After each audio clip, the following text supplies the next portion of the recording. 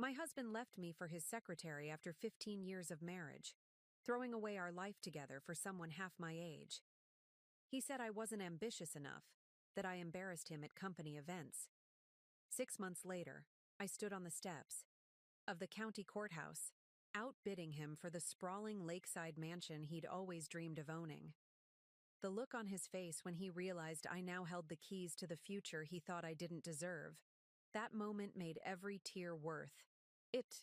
I'll never forget that rainy Tuesday afternoon. The weather matched my mood, dark clouds hanging low as I pulled into our driveway after a particularly exhausting day at the community center where I volunteered. Before we jump back in, tell us where you're tuning in from, and if this story touches you, make sure you're subscribed, because tomorrow I've saved something extra special for you. 15 years of marriage had taught me Josh's moods, his habits, his rhythms. Something was off the moment I stepped through our front door. The living room was too quiet. Usually, Josh would be on the phone with clients, his boisterous laugh echoing through our home as he closed another deal. He was one of the city's top real estate developers, a fact he never let me forget. But today, the silence felt deliberate, heavy with intention. "Josh," I called out, setting my tote bag on the entry table. "Are you home early?" I found him in our bedroom, meticulously folding dress shirts into an open suitcase on our bed. Not just any suitcase, the expensive Italian leather one I'd given him for our 10th anniversary. My stomach tightened as I watched his practiced movements, the careful way he arranged his ties, the methodical packing of cufflinks in their velvet pouch. "What's going on?" I asked, though some part of me already knew. The signs had been there for months: late nights at the office, mysterious weekend client meetings, the growing emotional distance that had slowly replaced the warmth we once shared. Josh looked up, his expression unreadable. At 45, he was still handsome, silver beginning to thread through his dark hair, laugh lines deepening around his eyes. I'd once loved those lines, had prided myself on being the one who put them there. "Alicia," he said, my name sounding foreign on his tongue. "We need to talk." Those 4 words, the harbinger of endings. I remained in the doorway, unwilling to step fully into what was about to happen. "I think we both know this isn't working anymore," he continued, not meeting my eyes. "It hasn't been for a long time." "What isn't working?" I asked, my voice eerily, calm despite the earthquake beginning inside me. "Our marriage? Our life together? The last 15 years? He sighed, that familiar sound of exasperation I'd grown accustomed to. "Don't make this harder than it needs to be. We've been drifting. Apart, you must have noticed. Drifting apart, as if it were a natural phenomenon, like continents slowly separating, not a deliberate series of choices he'd been making. Is there someone else?" The question escaped before I could stop it, hanging between us like smoke. The slight flinch, the momentary tightening of his jaw. I had my answer before he spoke. "That's not the point," he said, folding another shirt with precise movements. "It is absolutely the point," I replied, stepping into the room now, anger beginning to replace the initial shock. "At least have the decency to be honest with me. After 15 years, I deserve that much." He stopped packing, running a hand through his perfectly styled hair. "Fine, yes. There's someone else." The confirmation shouldn't have hurt as much as it did. I'd suspected for months, had seen the signs, had felt him pulling away. But hearing him say it aloud made it real in a way my suspicions hadn't. "Who?" I demanded, though again, some part of me already knew. "Courtney," he said, and the name landed like a slap. Courtney, his executive assistant, 27 years old, always immaculately dressed in designer outfits that probably cost more than she made in a month. I'd met her at company parties, had watched her laugh at Josh's jokes, had noticed the way her hand lingered on his arm. "Your secretary," I said flatly. "How original." His expression hardened. "Executive assistant. And it's not like that. She, understands me, Alicia. She supports my ambitions, my vision. We connect on a level that you and I haven't in years. Because she worships the ground you walk on? Because she's young enough to be impressed by your stories? Because she hasn't seen you fail yet? Because she challenges me, he shot back. Because she has her own dreams, her own goals. She's not content just being Josh Walker's wife. She wants more from life. The words cut deeper than he could know. For 15 years, I'd structured my entire existence around being his partner, his support system. I'd abandoned my own career in marketing to move across the country for his first big development opportunity. I'd hosted countless dinner parties for his clients, had played the perfect corporate wife at every function. I'd set aside my own dreams because he had convinced me that his were bigger, more important. She wants more from life, I repeated slowly. And what exactly do you think I've wanted all these years, Josh? To be an accessory to your success? To stand in your shadow while you take credit for a partnership I've poured everything into? That's not fair, he said, but his eyes shifted away. You chose this life. You were happy with the arrangement. Was I? Or was I just telling myself? I was happy because acknowledging the truth would have meant facing how deeply unhappy I'd become. He zipped the suitcase closed with a finality that echoed in my chest. I'm not going to debate this, Alicia. My mind is made up. I'll have my lawyer contact you about the divorce. Your lawyer, I repeated, a bitter laugh escaping me. Of course. Always so efficient. He lifted the suitcase from the bed, finally looking me in the eyes. What surprised me most wasn't the lack of love in his gaze, that had been gone for some time, but the lack of regret. He wasn't just leaving. He was relieved to be going. For what it's worth, he said, pausing at the bedroom door. I did love you once, very much. Once, I echoed. Lucky me. As he moved past me, the familiar scent of his cologne lingered, and with it, a flash of memory. Josh standing in the kitchen of our first apartment, champagne in hand, celebrating the sale of his first property. One day, he'd promised, eyes bright with dreams. We'll own that mansion on Lake Montgomery. The big one with the private dock and the stone facade. And it'll be because we built something amazing together. We, us, together. Words that no longer applied. The house on Lake Montgomery, I said suddenly, stopping him in his tracks. Is that still your dream? The one you've been saving for? A flicker of surprise crossed his face. Why does that matter now? Just answer the question, Josh. Is that still the dream house? The one you talk about to impress people at parties? He studied me for a moment, confusion replacing his earlier certainty. Yes. Actually, it's going up for auction next month. The owners defaulted on their mortgage. I nodded slowly, something cold and determined settling in my chest. Good to know. He hesitated, seemed about to say something more, then thought better of it. Without another word, he continued down the hallway. Moments later, I heard the front door close with a soft click, and just like that, 15 years ended. No dramatic showdown, no plates thrown against walls, no tearful pleas to reconsider. Just the quiet departure of a man who had decided I was no longer worth the investment. I stood frozen in our bedroom, my bedroom now, surrounded by the evidence of his calculated exit. Half-empty closet, vacant dresser drawers. The indentation on his side of the mattress already beginning to fade. Didn't cry. Not then. Something else was taking shape inside me. Something I hadn't felt in years. As the silence of the house pressed in around me, I made myself a promise. This wouldn't be the end of my story. It would be the beginning. The day after Josh left, I woke to the jarring sound of my alarm clock, the same mundane beeping that had started every day of my married life. For a moment, I reached across to his side of the bed, my body operating on 15 years of muscle memory. The cold emptiness that met my fingertips jolted me back to reality. Preparing and narrating this story took us a lot of time, so if you are enjoying it, subscribe to our channel. It means a lot to us. Now back to the story. This was my life now.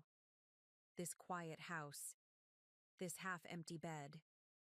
This strange, untethered feeling of being suddenly single at 43. I forced myself through the motions of my morning routine, brushing my teeth in a bathroom now freed from Josh's expensive grooming products, making a single cup of coffee instead of two. Small, ordinary tasks that now felt foreign without the rhythms of our shared existence. As I sat at our kitchen island, imported Italian marble that Josh had insisted upon during our last renovation, I scrolled through old photos on my phone. Pictures of us from happier times, our honeymoon in Santorini, weekend getaways to the mountains, charity galas where I'd stood proudly beside him in carefully selected gowns. In every photo, the same pattern emerged. Josh at the center, commanding. Attention. Me slightly to the side, smiling supportively. Always the perfect accessory to his success. Had I always been so peripheral in my own life? Had I always dimmed my light to make his shine brighter? I remembered who I was before Josh, ambitious Alicia Parker, marketing wunderkind who'd helped launch 3 successful startups before her 30th birthday. The woman who'd once been profiled in Business Quarterly as one to watch. The woman with plans, with fire, with dreams of her own. When had I set those dreams aside? When had I become content with being known simply as Josh Walker's wife? The transition had been so gradual, I'd barely noticed it happening. First, the move from Seattle to Boston for his career opportunity, a temporary sacrifice that meant leaving my position as marketing director. Then, the increasing demands of his social calendar, client dinners, networking events, weekend retreats, all requiring my presence as the supportive spouse. It's just for now, he'd assured me when I expressed interest in returning to work. Once I establish the business, you can do whatever you want. But right now, I need you focused on us, on our future. Our future. Always spoken about as if it were a joint venture, though the blueprints seemed designed entirely around his ambitions. And I had accepted it, had convinced myself that my new role as corporate wife was equally important, equally fulfilling. I threw myself into it with the same determination I'd once applied to my career, planning perfect dinner parties, cultivating relationships with the wives of Josh's colleagues, volunteering for charities that enhanced his professional reputation. Became exactly what he needed me to be. Polished, pleasant, purposefully undemanding. The memory of a particular evening surfaced, a dinner party at our home about 6 months ago. Josh had invited Donnie Prescott, the developer behind Lake Montgomery Estates, and his wife Genevieve. The coveted lakeside mansion Josh had always dreamed of was part of that development, and he was determined to impress Donnie enough to get an inside track when one of the properties eventually came available. I'd spent days preparing, selecting the perfect menu, arranging for a private chef, choosing wines that complemented each course without appearing ostentatious. Every detail had been considered, every aspect designed to present us, to present Josh, in the most favorable light. The evening had gone perfectly, conversation flowing as smoothly as the wine, until dessert, when Donnie had unexpectedly turned his attention to me. "Josh tells me you used to work in marketing, Alicia," he said, spooning into the chocolate souffle I'd stressed over for days. "At quite a high level, from what I understand." "Oh," I'd replied, momentarily taken aback by interest in my past career. "Yes, I did, before we moved to Boston." "She was quite good," Josh interjected quickly, his hand finding mine on the table in what appeared to be an affectionate gesture, though I felt the subtle pressure of his fingers, a warning to keep it brief. But we agreed that one high-powered career in the family was enough of a challenge. Laughter rippled around the table, polite and practiced. "What a shame," Genevieve said, her voice carrying a note of genuine regret. The world needs more women in leadership positions. Alicia has plenty of leadership opportunities with her charity work. Josh responded smoothly before I could answer. She's on the board of the Children's Hospital Foundation, aren't you, darling? I nodded, the practiced smile never leaving my face. It's very fulfilling. I'm sure it is, Donnie said, but his eyes held a question as they met mine across the table. Still, talent like yours shouldn't go to waste. If you ever decide to get back in the game, give me a call. We're always looking for sharp minds in our marketing department. Josh's laugh had an edge to it. Trying to poach my wife, Donnie? Isn't it enough that you own half the lakefront property I'm after? The conversation shifted then, back to real, estate and development plans, and I was once again relegated to the background, my brief moment in the spotlight efficiently dimmed by my husband's practiced redirection. Later that night, as we prepared for bed, Josh had commented casually, Donnie was just being polite, about the job. I know, I'd replied automatically, though something inside me had stirred at the possibility, the first such opportunity mentioned in years. Besides, Josh continued, your charity work is much more suitable at this stage in our lives. More flexible, and it makes the right impression with my clients. The devoted wife, giving back to the community. I'd nodded, swallowing the strange disappointment rising in my throat. Of course. That's my girl, he'd said, kissing my forehead before turning out the light. Always understanding the bigger picture. The bigger picture. His picture, with me as a minor detail in the composition. Sitting in our silent kitchen the day after he left, that conversation replayed in my mind with new clarity. How had I not seen it then? The casual dismissal of my abilities, the swift recategorizing of my identity to suit his narrative, the underlying assumption that my purpose was to reflect well on him. My phone buzzed with a text message, pulling me from my thoughts. It was from Jade, my closest friend, and the one person who had never quite warmed to Josh despite my repeated attempts to facilitate a connection between them. Heard the news, coming over with emergency supplies, no arguments. Despite everything, I smiled. Jade had never been one to wait for an invitation or ask permission. It was one of the things Josh had found problematic about her, her refusal to conform to his expectations of how a proper corporate wife's friend should behave. An hour later, she swept through my front door with 2 bottles of wine, a bag of groceries, and a determined expression on her face. That absolute bastard, were her first words as she set everything down on the kitchen counter. I've wanted to say that for about 14 years, just so you know. Only 14? I asked, attempting humor despite the hollow feeling in my chest. You gave him a grace period? The first year I was reserving judgment, she replied, uncorking one of the wine bottles with practiced efficiency. By year 2, I knew he was trouble. Too charming, too calculated, too convinced of his own importance. She poured 2 generous glasses, sliding one across the counter to me. To freedom, she said, raising her glass. Even when it comes wrapped in heartbreak and betrayal. I hesitated, then lifted my glass to meet hers. To freedom, I echoed, the word feeling foreign on my tongue. Freedom. Was that what this was? This untethered feeling, this sudden absence of expectations, this yawning uncertainty about who I was supposed to be now that I was no longer Josh Walker's wife. I know it doesn't feel like it right now, Jade said, as if reading my thoughts. But I promise you, Alicia, this is going to turn out to be the best thing that ever happened to you. I shook my head, taking a sip of wine. He left me for his 27-year-old secretary, Jade, after 15 years. How is that possibly the best thing that ever happened to me? Because, she said firmly, now you get to remember who you were before him.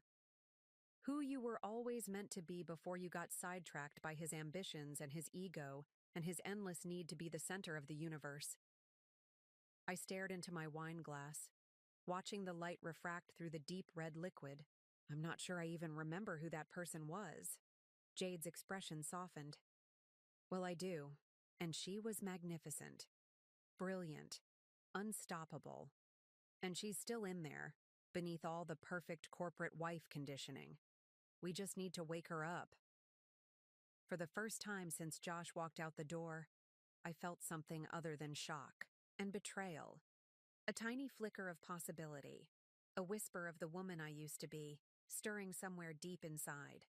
I wouldn't even know where to start, I admitted. Jade smiled, a determined glint in her eye. Lucky for you, I do. Step 1. We figure out exactly what that bastard left you with, and then we start planning your comeback. 3 days after Josh left, I still hadn't told anyone except Jade.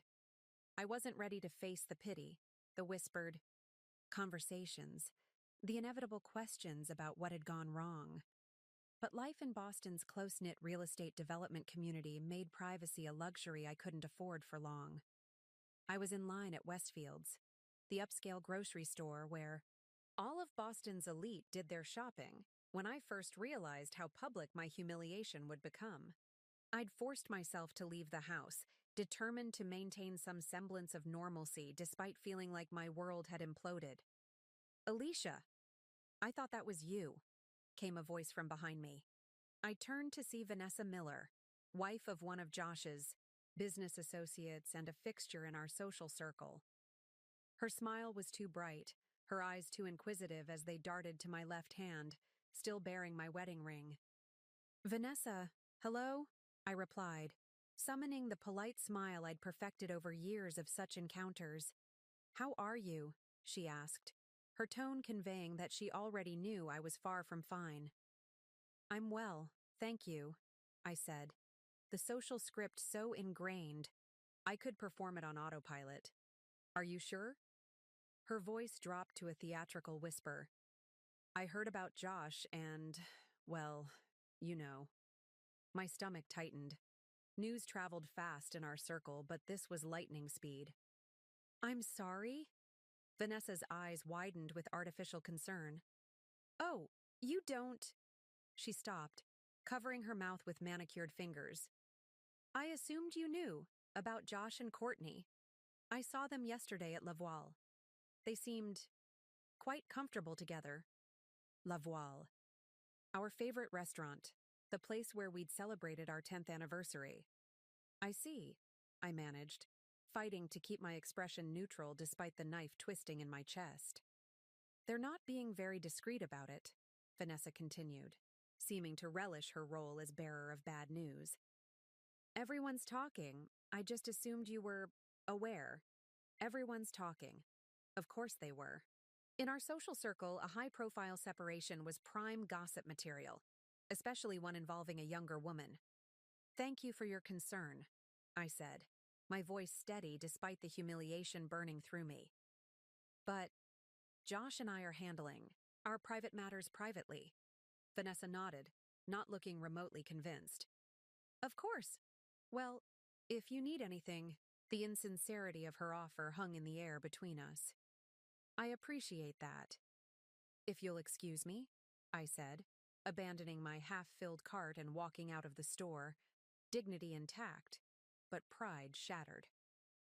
In the safety of my car, I gripped the steering wheel until my knuckles turned white, allowing the tears to come at last, not just for Josh's betrayal, I'd already cried those tears, but for the public spectacle my life had become.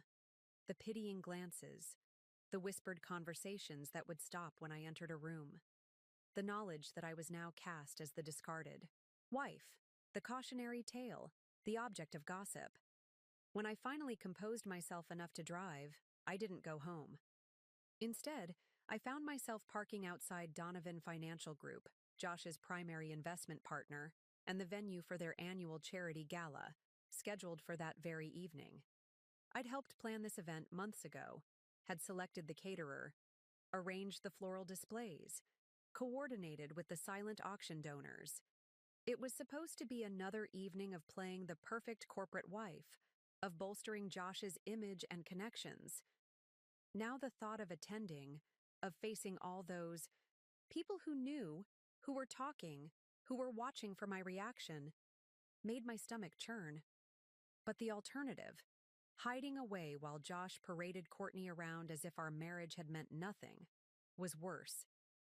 Decision made, I drove home and marched directly to my closet. If I was going to face the whispers, I would do it on my terms. The black dress I selected was one Josh had always considered too bold. A bit desperate for a woman your age, he'd commented the one time I'd worn it. It hugged my curves in a way that made me feel powerful, confident. The woman I used to be would have worn this dress without hesitation. 4 hours later, I stepped into the grand ballroom of Donovan Financial Group alone, head held high despite the nervous flutter in my stomach. The room was already filled with Boston's business elite, the air buzzing with conversation and the clink of champagne glasses. I felt the shift immediately, the subtle turning of heads, the quick glances, the whispered exchanges. I was the evening's unexpected entertainment, the abandoned wife brave enough, or foolish enough, to show her face. Jade materialized at my side within moments, resplendent in emerald green and righteous anger. "You didn't tell me you were coming," she hissed, linking her arm with mine in a show of solidarity. "I would have picked you up." "Last-minute decision," I replied, accepting a glass of champagne from a passing server. Seemed better than sitting home alone, imagining it. "Well, you look incredible," she said firmly, like a woman about to burn down her ex's life. I managed a small smile. Not burning, just refusing to disappear. "Even better," Jade nodded, approvingly. "Oh, heads up, 3 o'clock. The human embodiment of midlife crisis and his child bride have arrived." I turned, following her gaze to the entrance where Josh was indeed making his entrance with Courtney on his arm. She was wearing a red dress that probably cost more than most people's monthly mortgage. A dress that I realized with a fresh stab of humiliation he had likely purchased for her with our joint funds. But it wasn't their appearance that caught me off guard. I'd prepared myself for that inevitable moment. It was their reception. Rather than the awkward silence or subtle distancing I'd expected from our social circle, they were being welcomed warmly.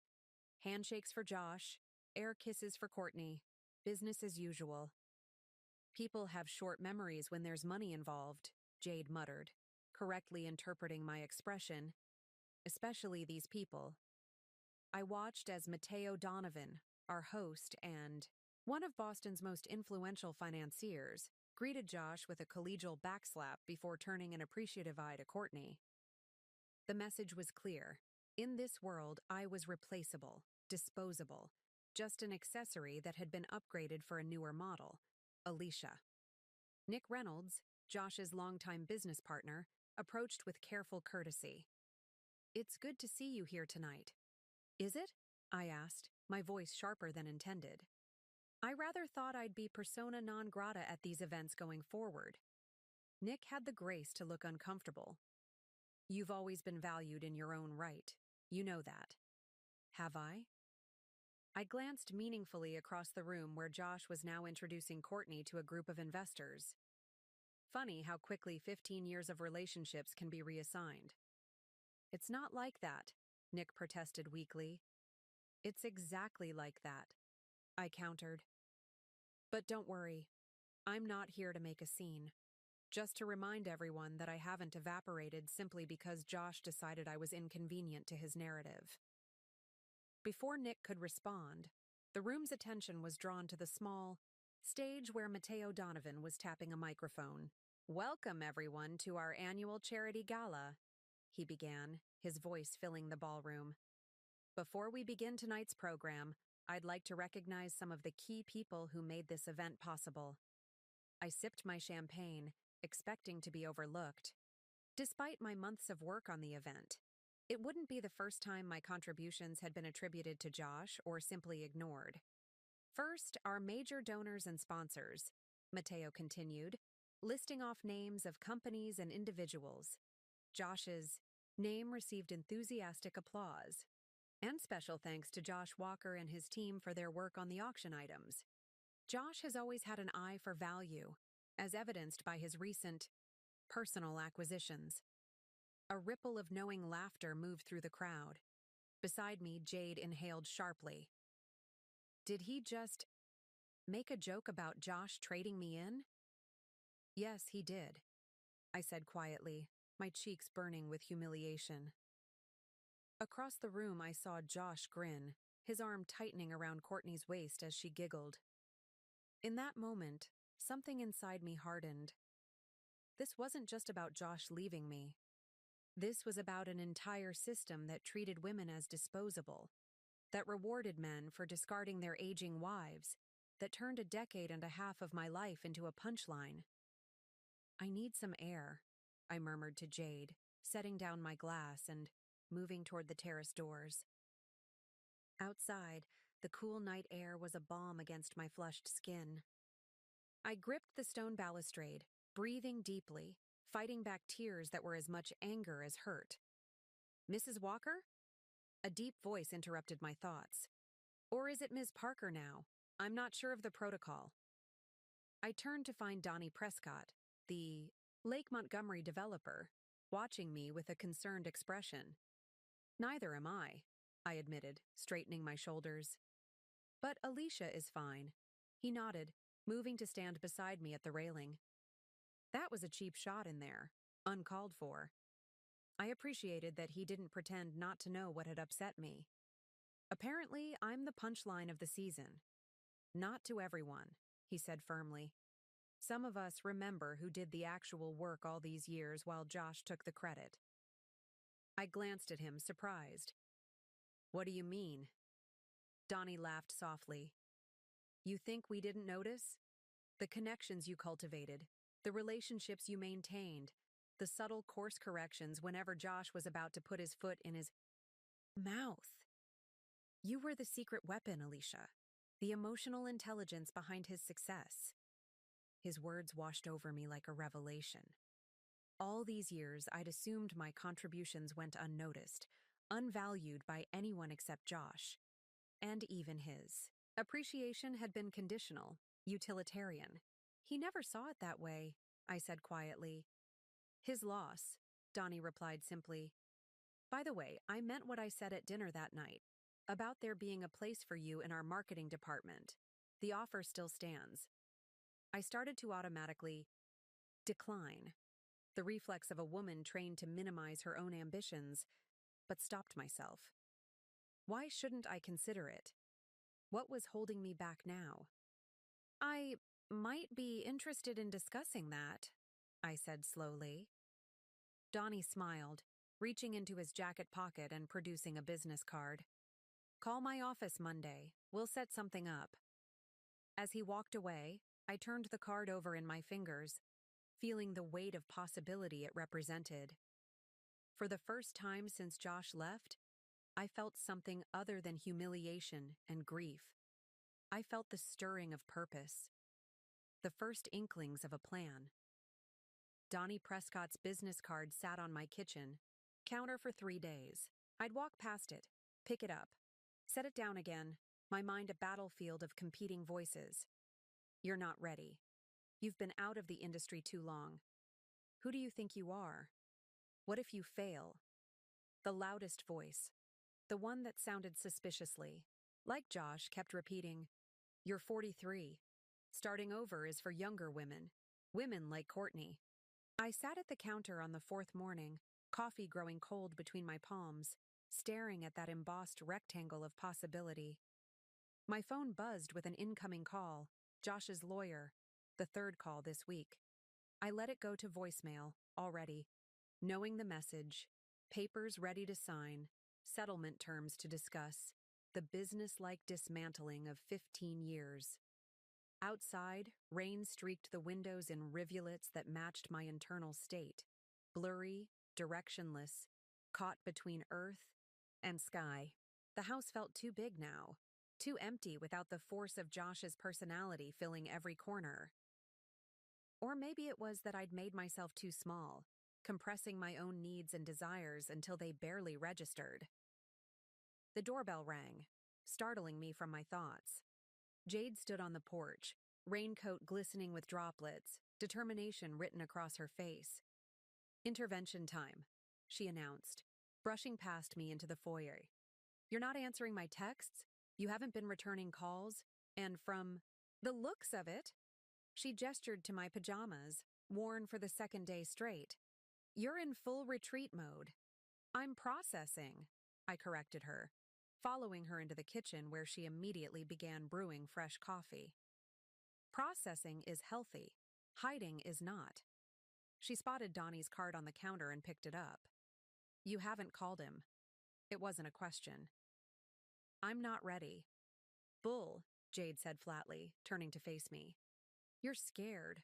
There's a difference." "Maybe I have reason to be," I retorted, irritation flaring. "I've been out of the workforce for over a decade. My contacts are outdated. My skills are rusty, at best. And all of my recent experience consists of planning parties and chairing charity committees. So?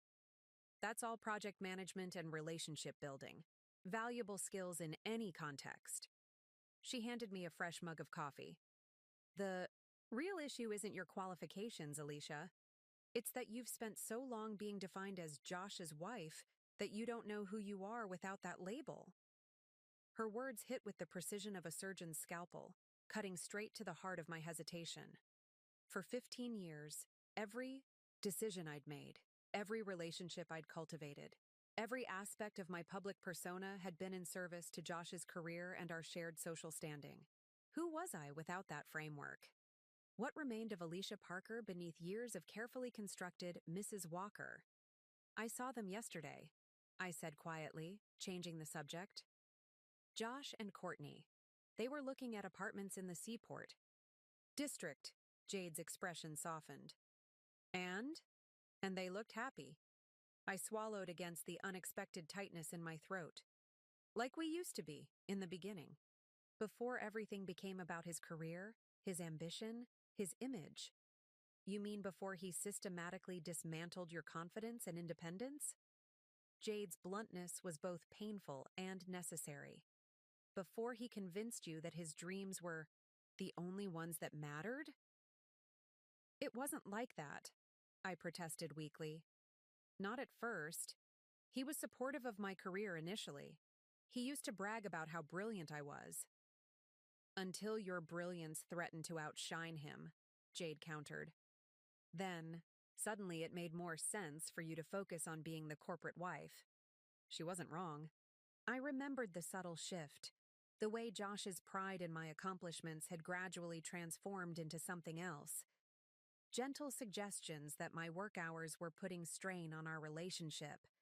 Casual comments about how certain business associates' wives managed their homes personally rather than relying on staff. Pointed observations about the importance of being available for networking events. Little by little, my world had contracted, rearranging itself around Josh's priorities until I could no longer distinguish where his ambitions ended and mine began. "I don't even know if I want to go back to marketing," I admitted. "Maybe that's not who I am anymore." "Then figure out who you are now," Jade said simply.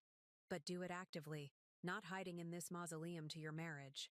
She gestured around the kitchen, all sleek surfaces and designer appliances, selected to impress rather than comfort.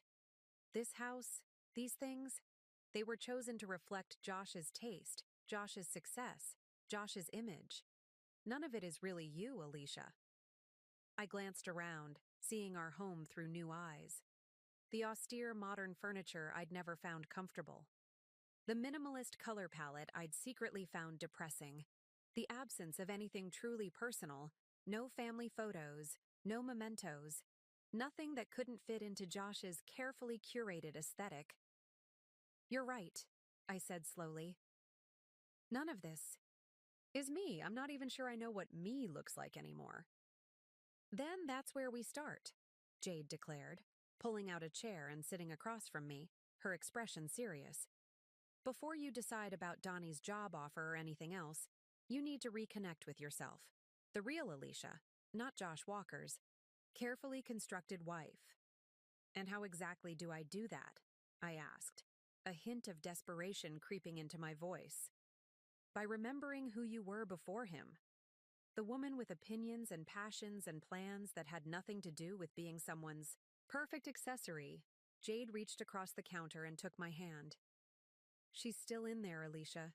You just need to give her permission to exist again.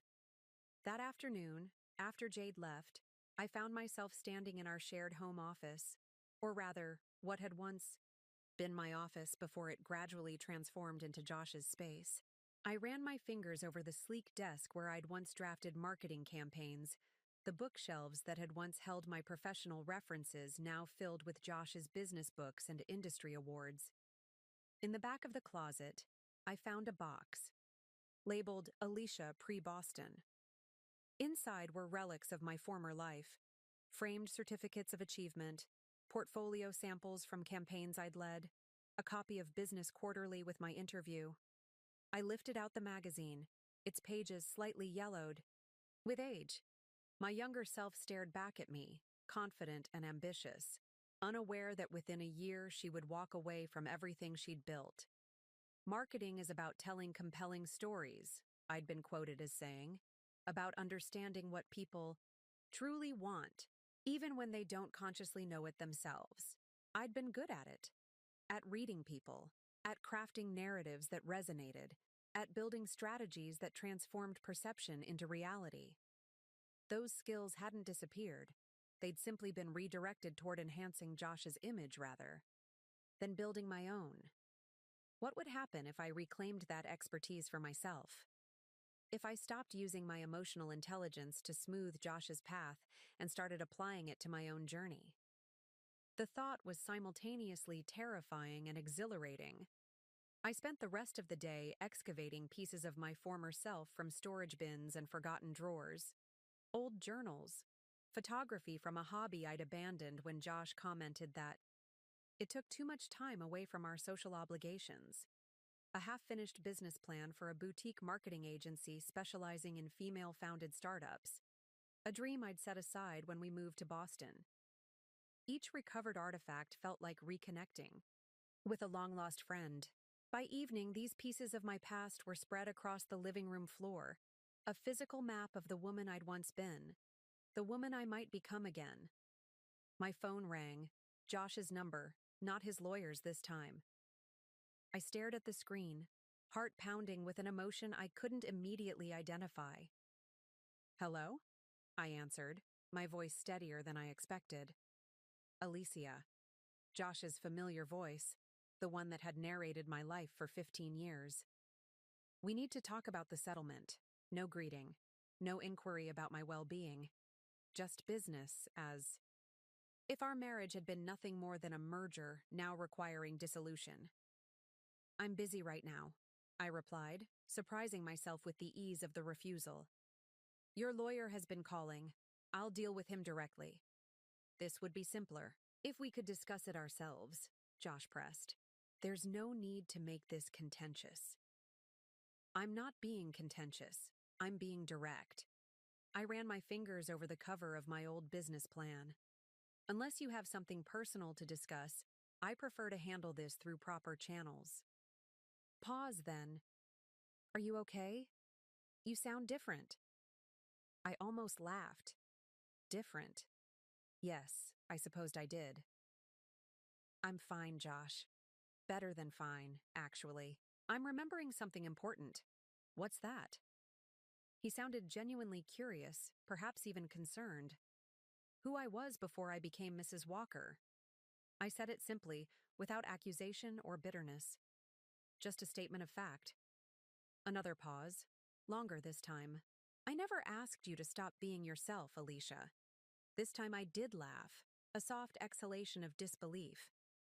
No, you just created a life where there wasn't room for both your ambitions and mine. You never had to ask explicitly. You just designed a reality where the only way I could fit was by making myself smaller. That's not fair, he protested, echoing his words from the day he left. Maybe not, I conceded. But it's true, and the remarkable thing is, I let you do it. I participated in my own diminishment, but that's over now. What does that mean? A new note in his voice. Wariness, perhaps even a touch of alarm. It means I'll have my lawyer contact yours about the settlement, I replied calmly. Goodbye, Josh. I ended the call before he could respond, my hand shaking slightly, but my mind clearer than it had been in days. Perhaps years. The business card still sat on the kitchen counter, a decision waiting to be made. I picked it up, running my thumb over the embossed lettering of Donnie Prescott's name, feeling the weight of opportunity it represented. Before I could second-guess myself, I reached for my phone and dialed the number. Donnie Prescott's office, a professional voice answered. This is Alicia Walker, I said, then caught myself. Actually, it's Alicia Parker. I'd like to schedule a meeting with Mr. Prescott about the position we discussed. As I set up the appointment, for the following morning, I felt something shift inside me. The first tentative steps of a woman reclaiming her power, her identity, her future. The rain had stopped outside. Through the window, I could see breaks in the clouds, patches of blue emerging after the storm. It felt, in that moment, like the perfect metaphor for my own internal weather. Clearing, brightening, making way for whatever came next. I arrived at Prescott Development Group 15 minutes early, dressed in a tailored navy suit I'd unearthed from the back of my closet. The outfit had been a staple of my professional wardrobe in my previous life, before cocktail dresses and charity gala. Attire became my uniform. The receptionist smiled warmly. Ms. Parker? Mr. Prescott is expecting you. Ms. Parker, not Mrs. Walker. The sound of my maiden name felt like slipping into an old, comfortable pair of shoes. Once familiar, now slightly strange, but increasingly right with each step. Donnie's office reflected his reputation for understated elegance. Comfortable but not ostentatious, impressive without trying too hard. The man himself rose from behind his desk as I entered, his handshake firm and welcoming. Alicia, thank you for coming in. He gestured to a seating area by the window with a view of the harbor. Coffee? Please. I nodded, settling into an armchair. My nerves had subsided on the drive over, replaced by a strange calm. The kind that comes when you've already lost what you thought was most important and realize you're still standing. I was pleased to get your call, Donnie said, handing me a cup. Though I'll admit, I wasn't sure you'd take me up on the offer. Neither was I admitted. It's been a long time since I've thought of myself in professional terms. And yet your reputation in marketing was substantial. He leaned back, studying me. People still talk about the Infinity Tech campaign you spearheaded, transformed an unknown startup into a market leader in less than a year. I blinked, surprised he knew about that. That was almost 15 years ago. Good strategy doesn't expire, Alicia. He smiled. And neither does talent. The question is whether you still want to use yours. The directness of his question was refreshing after years of Josh's careful manipulations. The way he'd wrap criticisms in compliments, suggestions in seeming concern for my well-being. I do, I said firmly. Though I'm rusty, admittedly. Skills can be refreshed, contacts can be rebuilt. Donnie set down his coffee. What I'm interested in is your perspective, the way you see opportunities others miss. For the next hour, we discussed the position, marketing director for Prescott's newest venture, a luxury residential development that needed positioning in an increasingly competitive market. By the time Donnie walked me to the elevator, I had a formal offer and a start date for the following Monday. Welcome aboard, Alicia, he said, shaking my hand again. I look forward to seeing what you bring to the table. As the elevator doors closed, I caught a glimpse of my reflection in the polished metal, cheeks flushed with excitement, eyes bright with purpose. I barely recognized the woman looking back at me. She looked alive. The contrast became even starker that evening when I arrived home to find Josh's Audi in the driveway. My stomach clenched instinctively, my body responding to the familiar sight before my mind could catch up. He was sitting in the kitchen, looking slightly out of place despite having lived there for years.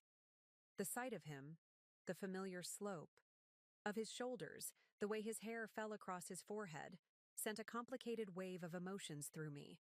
Anger, loss, a traitorous flicker of longing for the man I'd once believed him to be. "You changed the entry code," he said by way of greeting. I had to wait for the neighbor to let me in. "I didn't realize you'd be coming by." I set my purse on the counter, maintaining distance between us. "You should have called." "I did. You didn't answer." He studied me, taking in the suit, the slight makeup, the professional demeanor I'd abandoned years ago at his subtle urging. "You look different." "I had a job interview," I replied, watching his expression shift from surprise to something harder to read. "I start Monday." "A job?" He leaned back, brow furrowing. "With whom?" "Prescott Development Group." A flash of irritation crossed his face. "Donnie Prescott?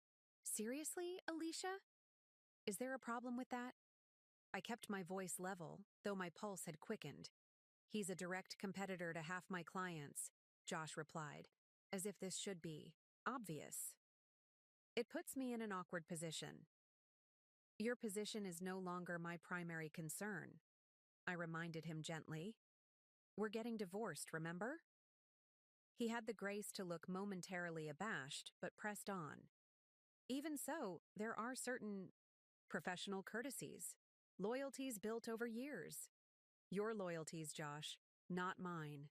I moved to the refrigerator, pulling out a bottle of water more to create physical activity than from actual thirst.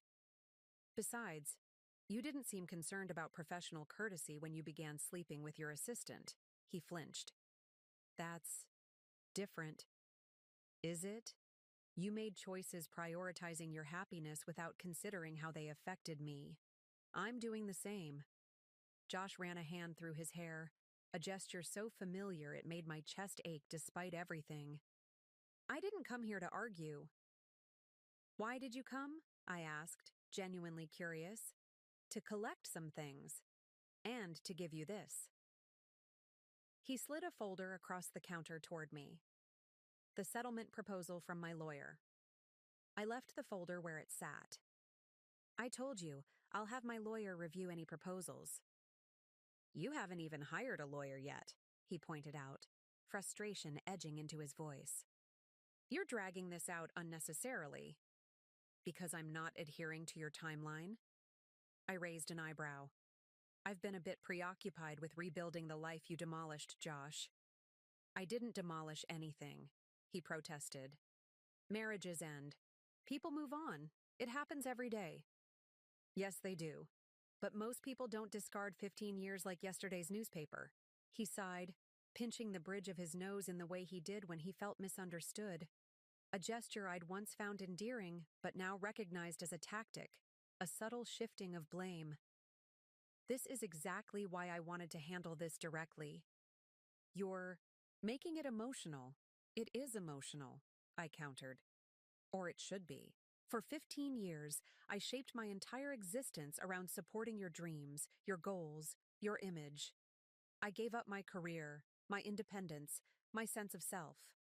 And you want me to process all of that on your convenient timeline?" Something flickered in his eyes. Guilt, perhaps, or simply impatience. "I never asked you to give up those things." "Didn't you?" I shook my head. "Maybe not explicitly, but you created conditions where I couldn't maintain them and still be what you needed, what you wanted." "That's not fair," he said, repeating his favorite defense. "I've been thinking a lot about fairness lately," I replied. "About how I let you define what was fair, what was reasonable, what was best for us." "I'm done with that now, Josh. I'll review the settlement when I'm ready, with my lawyer present." He stood, frustration evident in the tight line of his shoulders. "Fine. Take your time. But don't use this divorce to punish me for moving on." The accusation stung, more for its inaccuracy than anything else. "This isn't about punishment. It's about finally prioritizing myself after years of putting you first. As I said the words, I realized their truth. This wasn't about getting back at Josh or trying to hurt him the way he'd hurt me. It was about reclaiming my power, my agency, my right to make decisions based on my own needs rather than his convenience. He moved toward the hallway, pausing at the threshold. "I'll get my things and go."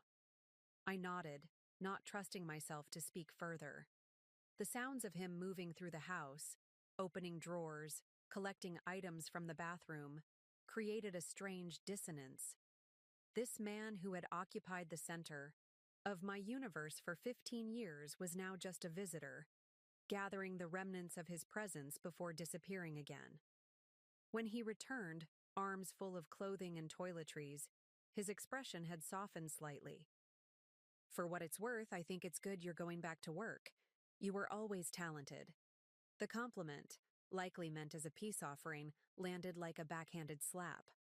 Always talented, yet he'd systematically undermined that talent, redirected it toward supporting his ambitions rather than nurturing my own. "I know," I said simply. "I just forgot for a while." He hesitated, seeming on the verge of saying something more, then thought better of it. With a nod, he walked past me toward the door. "Josh," I called after him, a sudden thought occurring to me. "The Lake Montgomery property, the one going up for auction. Are you still interested in it?" He turned, surprise evident in his expression. "Of course. Why?" I shrugged. "Just curious about where you and Courtney plan to settle." A shadow crossed his face at the mention of her name. "That's not. We haven't discussed." He stopped, regrouping. "My professional interests and personal arrangements are separate matters." "Of course," I echoed, offering a smile that didn't reach my eyes. "Just curious." After he left, I sat at the kitchen counter, the settlement folder still untouched beside me. For the first time, I allowed myself to really examine the deterioration of our relationship. Not just the final betrayal of his affair, but the years of small erosions that had preceded it. The way his criticisms had grown more frequent, more pointed as I aged. The increasingly public displays of impatience when I expressed opinions that differed from his. The gradual decline in physical affection, in genuine interest in my thoughts, in the basic courtesy that should exist between partners. It hadn't happened overnight. Like water wearing away stone, it had been a gradual process, so subtle I'd barely noticed until the damage was irreparable. What struck me most powerfully was my own complicity in this erosion. I had accepted his diminishments, had adjusted my behavior to avoid his displeasure, had slowly surrendered pieces of myself to maintain the peace. I had participated in my own disappearance, but no more. The woman who had sat across from Donnie, Prescott today, who had stood her ground with Josh tonight, she was somebody new. Or rather, somebody rediscovered, like a painting that had been hidden beneath layers of varnish, now being carefully, deliberately restored. I opened the settlement folder at last, scanning the terms Josh was proposing. As I suspected, they heavily favored him. Minimal alimony, a quick sale of our shared properties with the proceeds primarily directed toward his investment funds. A clean break that would leave him unburdened and me struggling to rebuild. I closed the folder with a quiet determination. This too would need to change. But for now, I had a weekend to prepare for my first day at Prescott Development Group, my first step toward the life I was reclaiming, one decision at a time. My first 2 weeks at Prescott Development passed in a blur of activity. I'd forgotten the particular rhythm of professional life, the structured days, the focused conversations, the satisfaction of applying expertise to concrete problems. My marketing skills, though rusty, returned more quickly than I'd expected, like muscle memory awakening after a long dormancy. Donnie had assembled a talented team, and I found myself energized by their ideas, their enthusiasm, their respect for my experience despite my years away from the industry. By Friday of my second week, I'd presented a comprehensive marketing strategy for the new development that had earned approving nods from around the conference table. "Excellent work," Donnie said after the meeting, walking me back to my new office. "You've exceeded expectations already." The simple praise, offered without qualification or hidden agenda, felt like water after a drought. For years, Josh's compliments had always contained subtle redirections. "You're so good at handling people, that's why you're better suited to the social side of our life." Or, "Your attention to detail is impressive. That's why I need you focusing on our home rather than diluting your energy elsewhere." That evening, I worked late, losing myself in the details of the campaign launch. The office had emptied hours ago, the cleaning staff making their rounds as I finalized the presentation for Monday's client meeting. When my phone buzzed with a text message, I expected it to be Jade checking in. Instead, Josh's name appeared on the screen. "We need to talk. Can I come by the house tonight?" I hesitated, fingers hovering over the keyboard. In the 3 weeks since our last encounter, I'd hired a lawyer, formally rejected his settlement proposal, and begun negotiating terms that actually reflected my contributions to our marriage. His lawyer had been increasingly frustrated by my refusal to simply accept what was offered and disappear quietly. "What about?" I replied finally. "Us. I've been doing some thinking. Please?" The unexpected plea caught me off guard. In 15 years of marriage, I could count on one hand the number of times Josh had said "please" in that context, an actual request rather than a disguised demand. "I'll be home in an hour," I texted back, a strange uneasiness settling in my stomach. The drive home gave me time to process my reaction. Why, after everything, did those two simple words, "some thinking," trigger such an immediate response? Why did a part of me still leap toward the possibility of reconciliation, despite all evidence that our relationship had been fundamentally unbalanced? I found Josh waiting on the front steps, a bottle of wine in hand. Not just any wine, but the specific Bordeaux we'd discovered on our honeymoon in France. The symbolic gesture wasn't subtle. "You changed your hair," he said as I approached, his eyes taking in the shoulder-length cut that had replaced my formerly long style, another recent change, part of my ongoing reclamation project. "I did," I acknowledged, unlocking the door without further comment. "Come in." He followed me inside, his presence still disconcertingly familiar in the space we'd shared for years.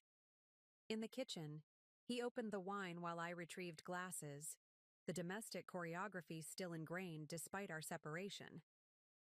"You're looking well," he offered, sliding a glass toward me. "The job agrees with you." "It does," I confirmed, taking a small sip. "Why are you here, Josh?" He ran a hand through his hair, a gesture I once would have found endearing. "Direct as always. That's one of the things I've always admired about you." I waited, not filling the silence as I once would have done. "I've been thinking about us," he finally continued. "About what happened. About what went wrong." "And?" I prompted when he paused again. "And I think I made a mistake." He met my eyes, his expression contrite. "Leaving the way I did, ending things so abruptly." I set my glass down carefully. "You're saying you regret leaving me for Courtney?" A flicker of hesitation crossed his face. "I'm saying I regret how things ended between us. 15 years deserved. Better than that." The careful phrasing wasn't lost on me. He regretted the method, not the decision itself. "I appreciate the acknowledgement," I said neutrally. "That's it?" A note of frustration entered his voice. "I'm trying to have a real conversation. Here, Alicia." "About what exactly?" "You've expressed regret for how you left. Not that you left." I studied him, really looking at the man I'd devoted so many years to. "What do you want from this conversation, Josh? Absolution? Friendship? A more agreeable approach to the divorce? Settlement?" He sighed, leaning against the counter.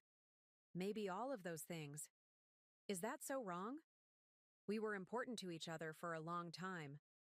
I'd like to think we still could be, in some way. Where's Courtney tonight? I asked, changing tack. A shadow crossed his face. That's complicated. Understanding dawned. Ah, things aren't working out as perfectly as you imagined? It's not that simple, he said defensively. Relationships are complex. You know that. I do, I agreed. Which is why I'm surprised you seem to think you can walk back into my life with a bottle of wine and vague expressions of regret, and somehow that erases the past few months. I'm not trying to erase anything, he protested. I'm trying to repair some of the damage, to find a way forward that honors what we meant to each other.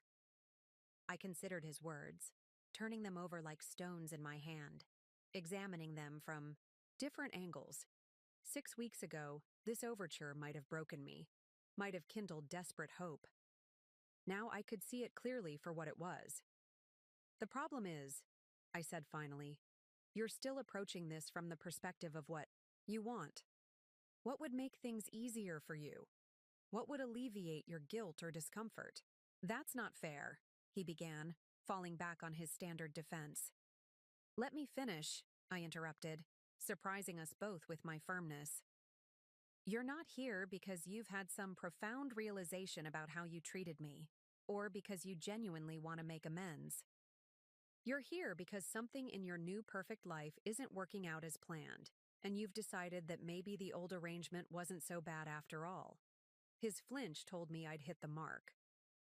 It's more complicated than that, is it? Because, from where I'm standing, it looks remarkably simple. Things with Courtney have hit a rough patch, and suddenly you remember I exist. He took a long swallow of wine, his expression shifting toward the carefully managed charm that had once seemed so genuine to me. Maybe I just miss you. Is that so hard to believe? What do you miss, exactly? I asked, genuinely curious now. My support? My willingness to arrange my life around your convenience? The comfort of knowing someone was always there, handling the details you didn't want to bother with? That's unnecessarily harsh, he said, a hint of the familiar cold edge entering. His voice. We had a good marriage for many years. Did we? Or did you have a good arrangement, and I convinced myself it was what I wanted too? He set his glass down with more force than necessary. I see Donnie Prescott has been filling your head with revisionist history. This has nothing to do with Donnie, I said evenly.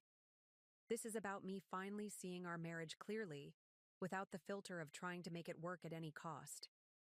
Josh studied me, something like genuine regret flickering in his eyes. You really have changed. Yes, I agreed simply. I have. We regarded each other across the kitchen island, 15 years of shared history stretching between us like a bridge that had begun to crumble, too damaged for either of us to cross safely. I should go, he said finally, leaving his half-finished wine on the counter. I nodded, walking him to the door in silence. At the threshold, he turned, hesitation in his expression. For what it's worth, he said quietly. I did love you, Alicia. In my way. I know, I replied, understanding the truth of it even as I recognized the inadequacy. In your way. But it turns out that wasn't enough for either of us. After he left, I returned to the kitchen and poured the remaining wine down the sink, watching the deep red liquid disappear. His attempt at reconciliation, if that's even what it had been, had left me feeling strangely empty, not from heartbreak, but from the realization that the man I'd devoted my life to had never really seen me at all. Not as I was, not as I could be. Only as I functioned in relation to him. For the first time since he'd walked out, I felt something close to gratitude for the ending of our marriage. Not because it hadn't hurt. It had, deeply. But because that ending had forced me to begin. Again, to rediscover the woman who existed beyond Josh Walker's wife. I stood in the gutted master bathroom of my home, watching as contractors removed the last of the Italian marble that Josh had insisted upon during our renovation. 3 years ago, the sleek minimalist fixtures he'd selected were already gone, awaiting replacement with the warmer, more classic elements I'd chosen myself. "Ms. Parker," the contractor called, "we found something behind this wall section. Looks like the original. Built-in cabinet was just covered over, rather than removed." I stepped carefully across the drop cloths to examine the discovery, a charming arched niche with delicate woodwork, exactly the kind of architectural detail Josh had dismissed as fussy and dated. "Can you restore it?" I asked, running my fingers over the dusty wood. "Absolutely. It'll be gorgeous once we refinish it." I smiled, oddly moved by this small revelation. Something beautiful had been hiding beneath the surface all along, just waiting to be uncovered. Like me. The renovation had begun as a practical necessity. A pipe leak had damaged part of the bathroom, but had rapidly evolved into something more symbolic. Each selection I made without Josh's input, each change to the spaces he had dominated, felt like reclaiming territory in both my home and myself. My phone buzzed with a text from Jade. "Celebratory dinner tonight?" "Big news to share," I confirmed, and returned to supervising the demolition. A strange contentment settling over me despite the chaos. For the first time in years, I was making choices based solely on what I wanted, what I liked, what felt authentic to me, rather than what would project the right image or please someone else. That evening, I met Jade at Maison Marcel, a cozy French bistro downtown that Josh had always deemed not worth the reservation hassle, despite my fondness for their bouillabaisse. "You're glowing," Jade declared as I slid into the booth across from her. "The job must be going well." "It is," I confirmed, accepting the glass of wine she'd already ordered for me. "But it's more than that. I'm remembering what it feels like to trust my own judgment, to make decisions without second-guessing how they'll be received. Like renovating the bathroom that Josh insisted was perfect?" Jade's smile was knowing. "Exactly. Though, in fairness, a pipe burst made that necessary." I took a sip of the rich burgundy. "But I could have simply replaced what was damaged. Instead, I'm changing everything. And it feels liberating?" Jade suggested. "Exactly." I set down my glass. "But enough about my renovation therapy. You said you had news?" Jade's expression turned serious. "I do. And it's relevant to your situation, actually." She pulled out her tablet, opening a document. "Remember my client, the developer who's been trying to acquire certain waterfront properties?" Jade's legal practice primarily focused on real estate transactions, which had made her an invaluable resource during my divorce proceedings. "Vaguely," I said. "Why?" "Because one of those properties is the Lake Montgomery Mansion, the one that's going to auction next month. The one Josh has been obsessed with for years." My interest sharpened immediately. "What about it?"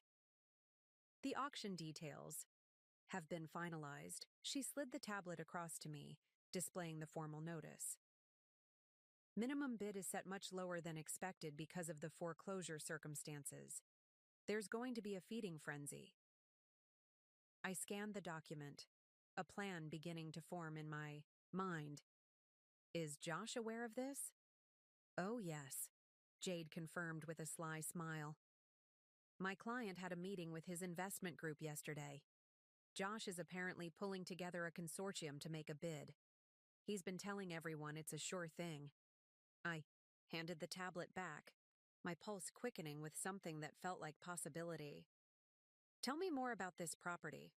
For the next hour, as we worked our way through dinner, Jade shared everything she knew about the Lake Montgomery Mansion, its troubled history, the multiple owners who had over-leveraged themselves trying to maintain it, the structural issues that had been addressed during the last renovation, but left the previous owners financially overextended. "It's actually a solid investment now," she concluded, despite its checkered past. The foundation problems are fixed, the location is unbeatable, and waterfront property in that area only appreciates. I pushed my empty plate aside, an idea taking shape, one that felt both terrifying and exhilarating. How does one go about participating in this kind of auction? Jade's eyebrows rose. Alicia Parker, are you thinking what I think you're thinking? Maybe, I admitted, a smile tugging at my lips. It would be quite something, wouldn't it? To own the house Josh has coveted for so long? It would be legendary, Jade agreed, leaning forward. But can you afford it? Even with the lower reserve price, we're talking serious money.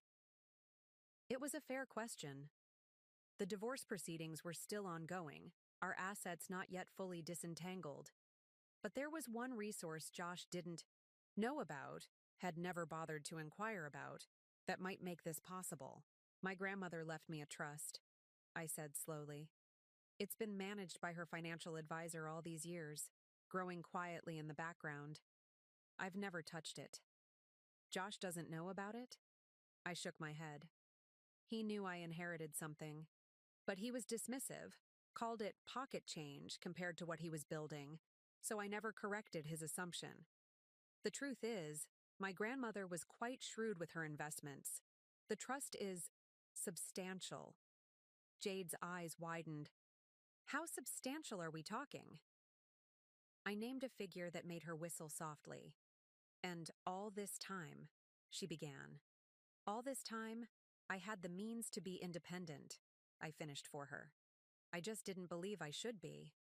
The realization sat between us, both sobering and empowering. For 15 years, I'd allowed Josh to define our financial narrative, his success, his provisions, his generosity enabling our lifestyle. The truth was more complex, as truths usually are.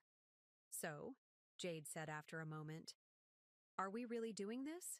Are you going to bid on Josh's dream house?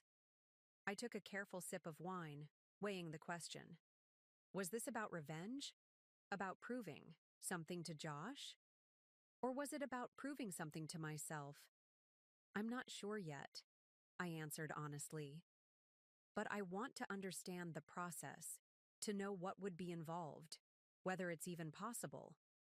Jade nodded. I'll connect you with Howard, at my firm. He handles high-end real estate transactions and knows the auction process inside and out. Later that night, I sat on my bedroom floor surrounded by documents, financial statements from the trust my grandmother had established, property details for the Lake Montgomery mansion, preliminary auction guidelines that Jade had forwarded. The numbers were daunting but not impossible. With my grandmother's trust and the settlement I expected from the divorce, I could make a competitive bid without completely depleting my resources. It would be a stretch, a risk, but then, so was everything I'd done since Josh walked out. My phone buzzed with an email notification. Donnie Prescott with the subject line Quarterly Bonus Structure. I opened it to find that the marketing strategy I'd developed was already showing results, and Donnie had decided to accelerate the bonus timeline in recognition of my contributions. The key amount wasn't life-changing, but the validation, the concrete acknowledgement of my professional value, sent a warm current of satisfaction through me. This was what I'd been missing for years, the simple affirmation of being recognized for my own merits, not as an extension of someone else.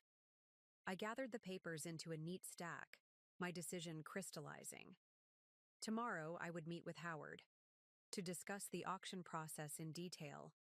I would explore this possibility thoroughly, approaching it not as an emotional reaction to Josh, but as a strategic investment in my future.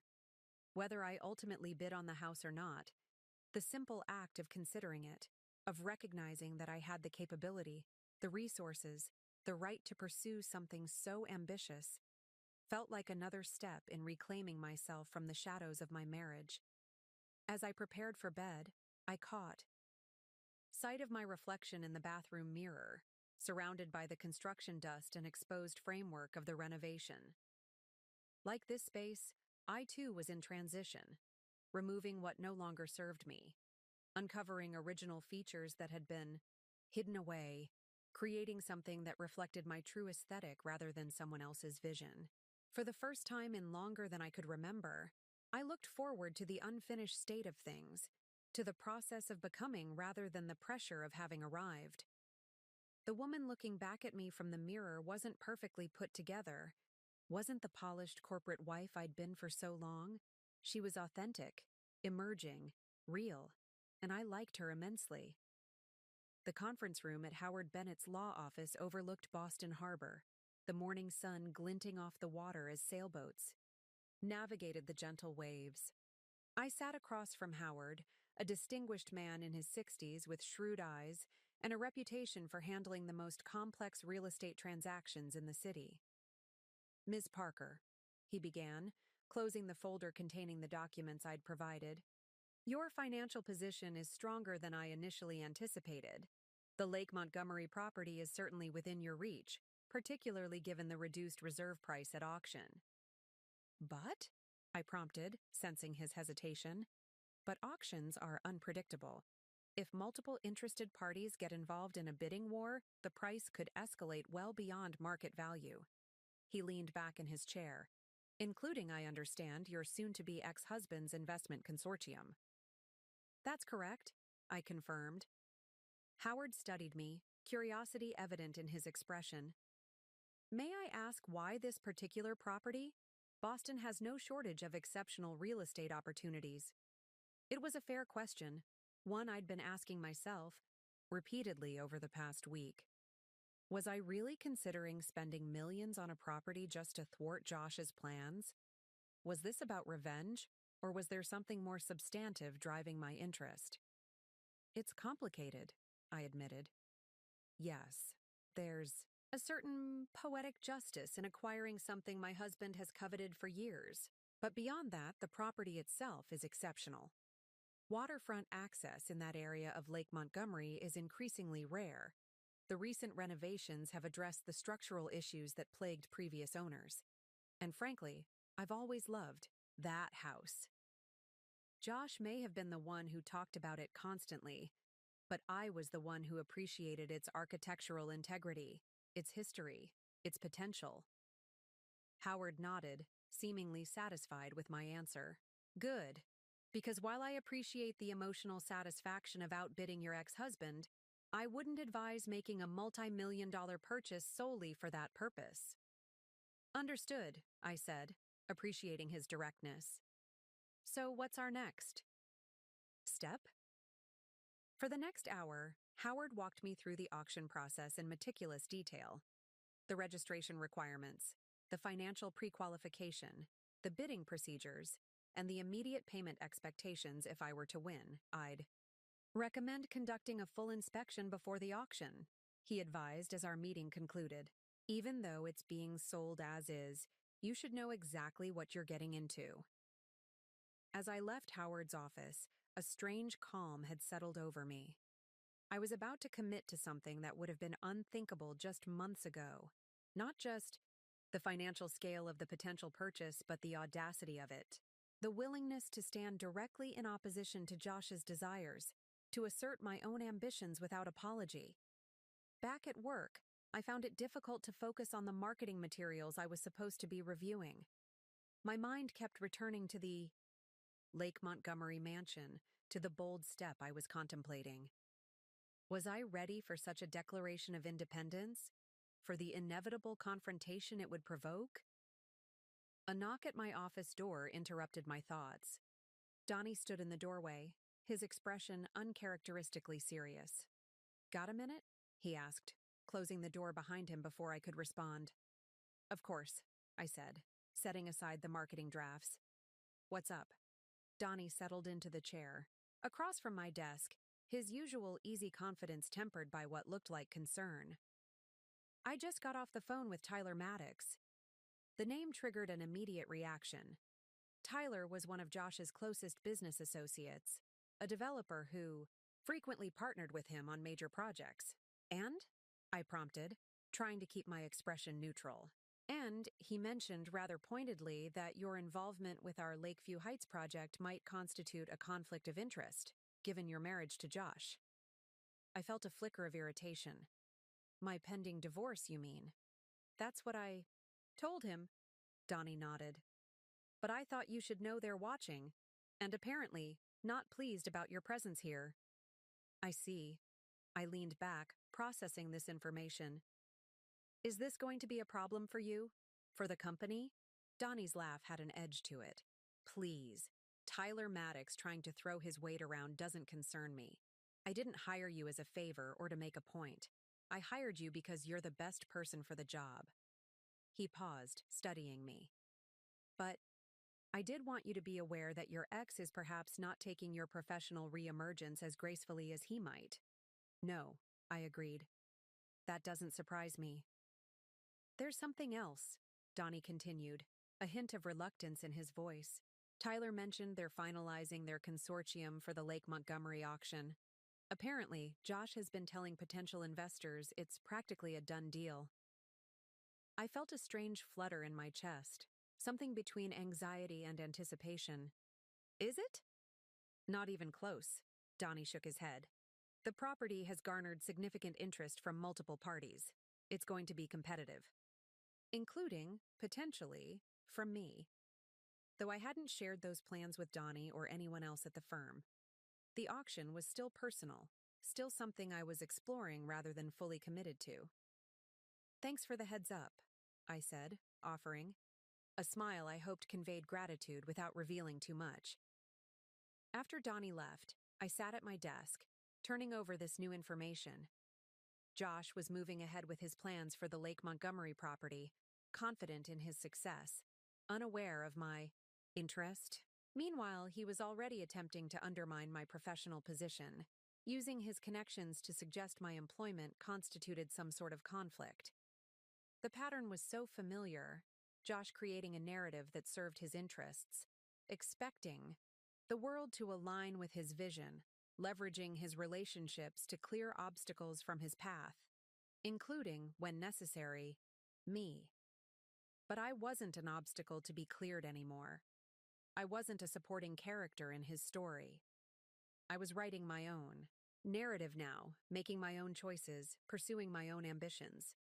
That evening, I called Howard Bennett from my car. I'd like to proceed with the inspection of the Lake Montgomery property, I said, my decision crystallizing as I spoke the words. And I want to be fully prepared to bid at the auction.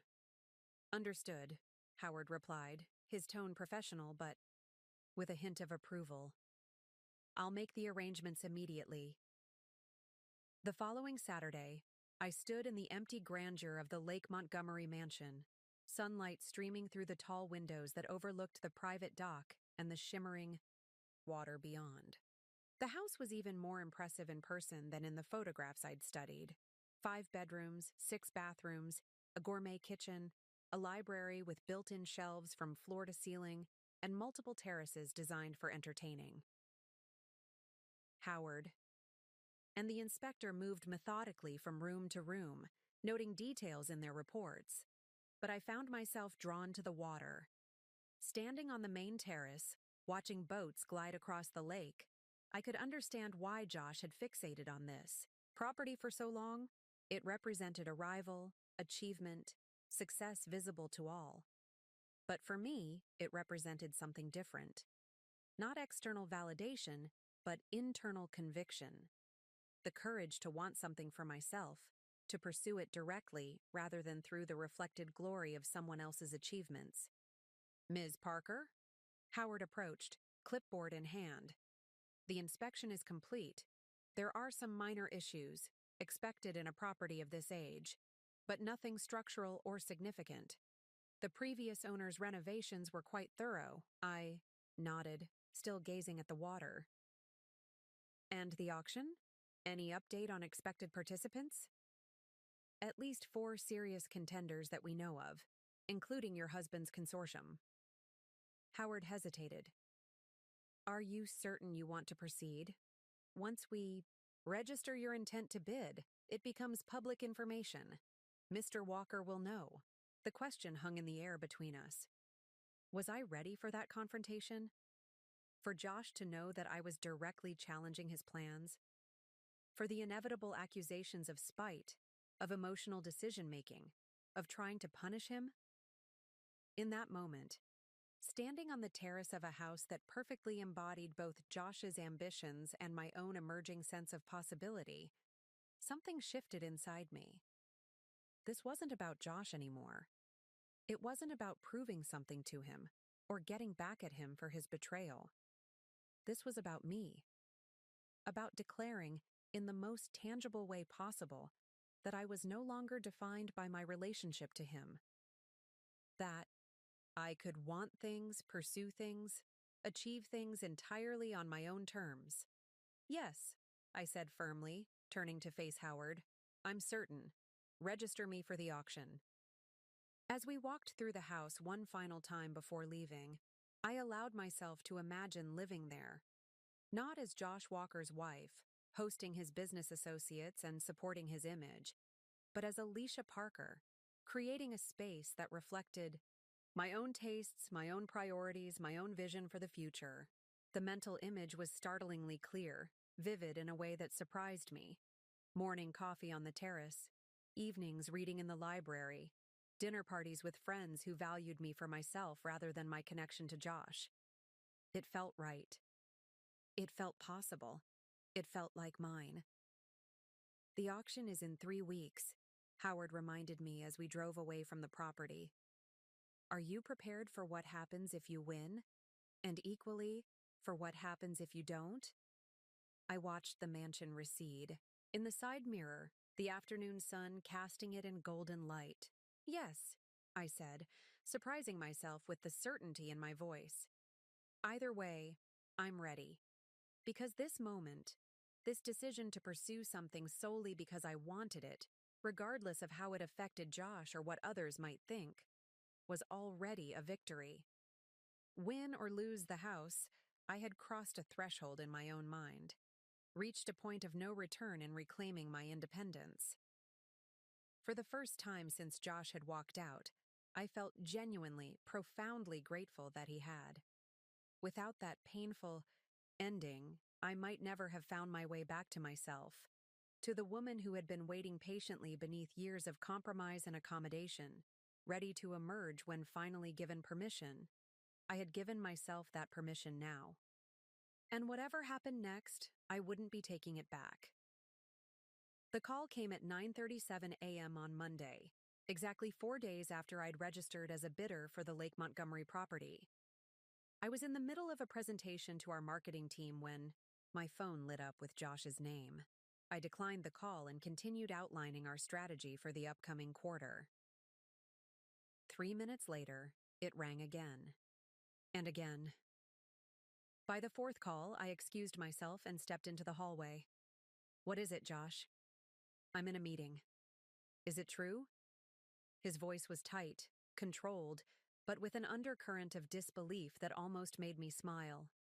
Are you seriously bidding on the Lake Montgomery property? So he knew. Part of me had been anticipating this moment. The confrontation, the inevitable accusations, the attempt to make me question my own judgment. Yet I felt remarkably calm, almost detached, as if observing the situation from a distance rather than standing at its center. Yes, I replied simply. I am. A pause then. Why? What possible reason could you have for interfering in this? You know how long I've been working toward acquiring that property. I'm not interfering in anything, Josh. I'm participating in an open auction for a property I'm interested in purchasing. A property you never expressed any interest in until now, he countered, anger replacing the initial shock in his voice. This is about punishing me, isn't it? Some twisted form of revenge? The accusation was so predictable, it almost made me laugh. Of course, he would frame my independent action as being fundamentally about him, as if I couldn't possibly have motives, desires or ambitions that didn't revolve around our relationship. Believe it or not, Josh, not everything I do is about you, I said evenly. The Lake Montgomery property is an excellent investment, It has architectural significance, prime waterfront location, and recent renovations that have addressed the structural issues. It's exactly the kind of property I'd want to own. Since when do you know anything about property investment? The dismissal in his tone was so automatic, so ingrained, he probably didn't even recognize it. Since I spent 15 years married to one of Boston's top real estate developers, I replied. I was paying attention, even if you didn't notice. Another pause, longer this time. When he spoke again, his voice had shifted to the reasonable, slightly patronizing tone he used when trying to manage what he perceived as emotional reactions from others. Alicia, be realistic. You can't possibly compete with the consortium I've assembled. We're prepared to go significantly above asking. You'll only end up embarrassing yourself and wasting money on the registration fees. Thank you for your concern, I said, matching his tone precisely. But I'm comfortable with my decision and my financial position. Financial position? He made a sound between a laugh and a scoff. The divorce isn't even finalized. What financial position are you talking about? The one you never bothered to ask about, I replied, then checked my watch. I need to get back to my meeting. We can discuss this through our lawyers if necessary. This isn't over, he warned, the reasonable facade cracking slightly. You're making a mistake. Possibly, I conceded, but it's my mistake to make. Goodbye, Josh. I ended the call and took a deep breath, steadying myself before returning to the conference room. To my surprise, I found I was smiling, not from spite or satisfaction at Josh's discomfort, but from a deeper, more genuine place.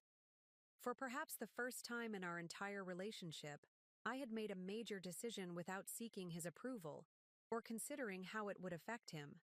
I had acted purely from my own desire, my own judgment, my own sense of what was right for me, and it felt incredible. The remainder of the day passed in a blur of productivity. I finalized the quarterly marketing strategy, met with the design team about upcoming promotional materials, and scheduled a site visit to our newest development. By the time I left the office, the confrontation with Josh felt like a distant memory, overshadowed by the satisfaction of work well done. That evening, I met with Howard Bennett to review the final preparations for the auction, which was now just 2 weeks away. Your ex-husband knows you're bidding, Howard observed as we went through the paperwork. It wasn't a question. He called this morning, I confirmed. He wasn't pleased. I imagine not. Howard's expression remained neutral, but a hint of amusement flickered in his eyes. His attorney contacted me today, suggesting we reconsider your participation due to potential complications with the divorce settlement. I felt a flare of irritation. What complications? None that actually exist, Howard assured me. It was a transparent attempt to intimidate. I informed him that your decision to bid on the property has no bearing on the ongoing divorce proceedings, and that any attempt to suggest otherwise could be construed as interference with a lawful business transaction. Thank you, I said, genuinely. Grateful for his steady presence in this increasingly complex situation. It's my job, he replied simply. Now, let's discuss bidding strategy. Based on recent comparable sales and the particular circumstances of this auction, I'd recommend setting an absolute ceiling of... He named a figure that made my breath catch slightly, though I'd seen the numbers before in our previous discussions. We spent the next hour mapping out various scenarios, discussing incremental bidding strategies, and preparing for the emotional pressure of the auction environment itself. The key, Howard emphasized, is to remain detached. Set your limits beforehand and stick to them, regardless of who else is bidding or how high they go. This is a business decision, not an emotional one. I nodded, though we both knew the reality was more nuanced. Yes, the Lake Montgomery property was objectively a sound investment. Yes, I was approaching the auction with careful financial planning and clear limits. But there was an undeniably emotional component to my decision. Not spite toward Josh, as he had immediately assumed, but something more profound. the reclamation of my right to want things, to pursue things, to compete openly rather than supporting. From the sidelines. As I drove home that night, the city lights reflecting off the harbor waters, I felt a strange mixture of excitement and serenity. The auction was still 2 weeks away, the outcome uncertain, yet I already felt transformed by the simple act of declaring my intention, of saying, "This is what I want, and I deserve to pursue it as much as anyone else." At home, I checked my email to find a message from Jade with the subject line, "Your ex is losing it." The body contained a single line, "Call me when you can. The gossip is too good not to share." I smiled, pouring myself a glass of wine before dialing her number. Jade answered on the first ring, her voice bubbling with barely contained glee. "Oh my God, Alicia, you've created absolute chaos in Boston's real estate circles. Josh has been calling everyone, trying to figure out how you could possibly afford to bid on Lake Montgomery." "And?" I prompted, settling onto my newly reupholstered sofa, another change I'd made to reclaim the space as my own. "And no one knows," which is driving him crazy. Jade's satisfaction was palpable even through the phone. "He keeps telling people you're acting out of spite, trying to sabotage his deal, but honestly, I think he's terrified you might actually outbid him." "That would be quite something," I admitted, sipping my wine. "It would be legendary," Jade corrected. "But even if you don't win, the fact that you're making him sweat, making him explain to his investors why his ex-wife is suddenly a competitor, that's already a victory." She was right, though not in the way she meant. The victory wasn't in making Josh uncomfortable or disrupting his plans. It was in the freedom I now felt to act without considering his reaction, to pursue my own interests without apology or explanation. After we hung up, I wandered through my house, the house that had once been ours but was gradually becoming mine alone. The renovated bathroom was nearly complete, the updated kitchen was underway, and I'd converted Josh's home office into a reading room with the comfortable chairs he'd always deemed too casual for our aesthetic. Each change, small or large, was an affirmation of my emerging independence.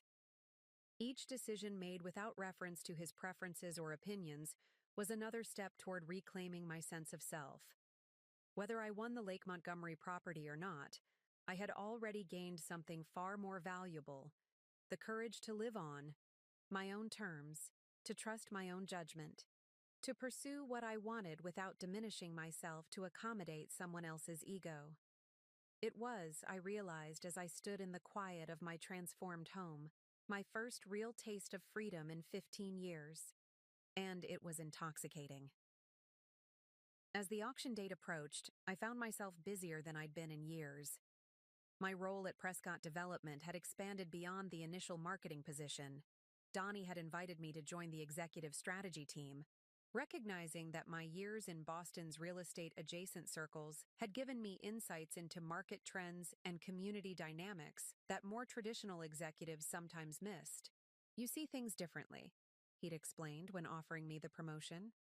"You understand both the numbers and the narratives that drive decisions in this market." The irony wasn't lost on me. For years, Josh had dismissed my observations about property trends or market shifts as uninformed opinions, gentle, patronizing corrections following whenever I'd venture a thought at dinner parties. Now, those same insights were being valued, respected, sought after in professional settings. 1 week before the auction, I sat in my office reviewing property assessments when my assistant announced an unexpected visitor. "Ms. Parker, there's a Courtney Winters here to see you. She doesn't have an appointment, but she's quite insistent." I froze momentarily, the name instantly registering. Courtney, Josh's executive assistant, the woman he'd left me for after 15 years of marriage. "Send her in," I heard myself say, curiosity overriding my initial instinct to refuse the meeting. Courtney was exactly as I remembered from company functions: tall, slender, impeccably dressed in a way that suggested careful study of what successful women in Boston's business circles wore. Her blonde hair was pulled back in a sleek ponytail, her makeup flawless, her expression a careful mask of professional neutrality. "Ms. Parker," she began, standing awkwardly just inside my office door. "Thank you for seeing me without an appointment." "Alicia." "Please," I replied, gesturing to the chair across from my desk. "What can I do for you, Courtney?" She sat, her posture rigid, hands clasped tightly in her lap. Up close, I could see the strain beneath her polished exterior, slight shadows under her eyes, a tension in her jaw that makeup couldn't disguise. "This is uncomfortable," she began, then stopped, seeming to reconsider her approach. "I'm here, about the Lake Montgomery property." Of course she was. I kept my expression neutral, waiting for her to continue. "Josh doesn't know I'm here," she added quickly. "He would be furious if he found out, but I needed to speak with you directly." "About?" I prompted when she hesitated again. Courtney took a deep breath, her composure slipping slightly. "I need to ask you to withdraw your bid." Despite everything, I almost laughed. Not from amusement, but from the sheer audacity of the request. This woman who had participated in the dismantling of my marriage was now sitting in my office asking me to step aside for Josh's benefit. "That's quite a request," I said evenly. "May I ask why?" "Because it's important to him," she replied, as if this should be self-evident. "This property, it's not just an investment, it's—" She paused, searching for words. "It represents something to Josh, a milestone." "I'm aware," I said, remembering all the times Josh had spoken about the Lake Montgomery property over the years, how owning it would cement his status among Boston's elite developers. "But I'm afraid I don't see why that should influence my decision to bid." Courtney leaned forward slightly, her carefully maintained facade cracking further. "Look, I know this is awkward given our situation, but Josh has been working toward this acquisition for years. His investors are counting on it. His reputation is tied to it." I studied her, seeing beyond the polished exterior to the anxiety beneath. "Courtney, why are you really here? This can't simply be about a property auction." She hesitated, then seemed to deflate slightly, her shoulders dropping. "Things have been difficult lately. Josh is under a lot of pressure. The divorce, the consortium investors, now your unexpected bid. He's not handling it well." "Not handling it well how?" I asked, a knot forming in my stomach despite my best efforts to remain detached. "He's angry all the time. Distant. Critical." Her voice lowered, as if admitting a shameful secret. "Nothing I do is right anymore. I can't seem to anticipate his needs the way he expects." The irony of her words struck me with physical force. She was describing exactly the dynamic that had slowly poisoned my marriage to Josh. His gradual withdrawal when faced with challenges, his tendency to become critical and cold when his expectations weren't met, the impossible task of anticipating needs he hadn't articulated. "And you think if he gets the Lake Montgomery property, things will improve?" I asked gently, finding myself in the surreal position of feeling something close to compassion for the woman who had replaced me. "I thought—" She looked down at her clasped hands. "I thought if I could help make this happen for him, show him that I'm on his side, that I understand what matters to him." She didn't finish the sentence, but she didn't need to. I recognized the thinking pattern, the desperate attempt to earn approval by solving problems, by sacrificing your own interests to smooth his path. It was exactly the trap I'd fallen into year after year in my marriage. "Courtney," I said carefully, "I understand what you're trying to do, but based on my experience, appeasing Josh when he's in this state doesn't actually solve the underlying issue." Her eyes snapped up to meet mine, surprise evident in her expression, perhaps at my insight, perhaps at my willingness to engage with her as a person rather than simply as the other woman. What do you mean? She asked. I mean that Josh's happiness can't be your responsibility. No property, no business success, no amount of anticipating his needs will fix what's broken in him.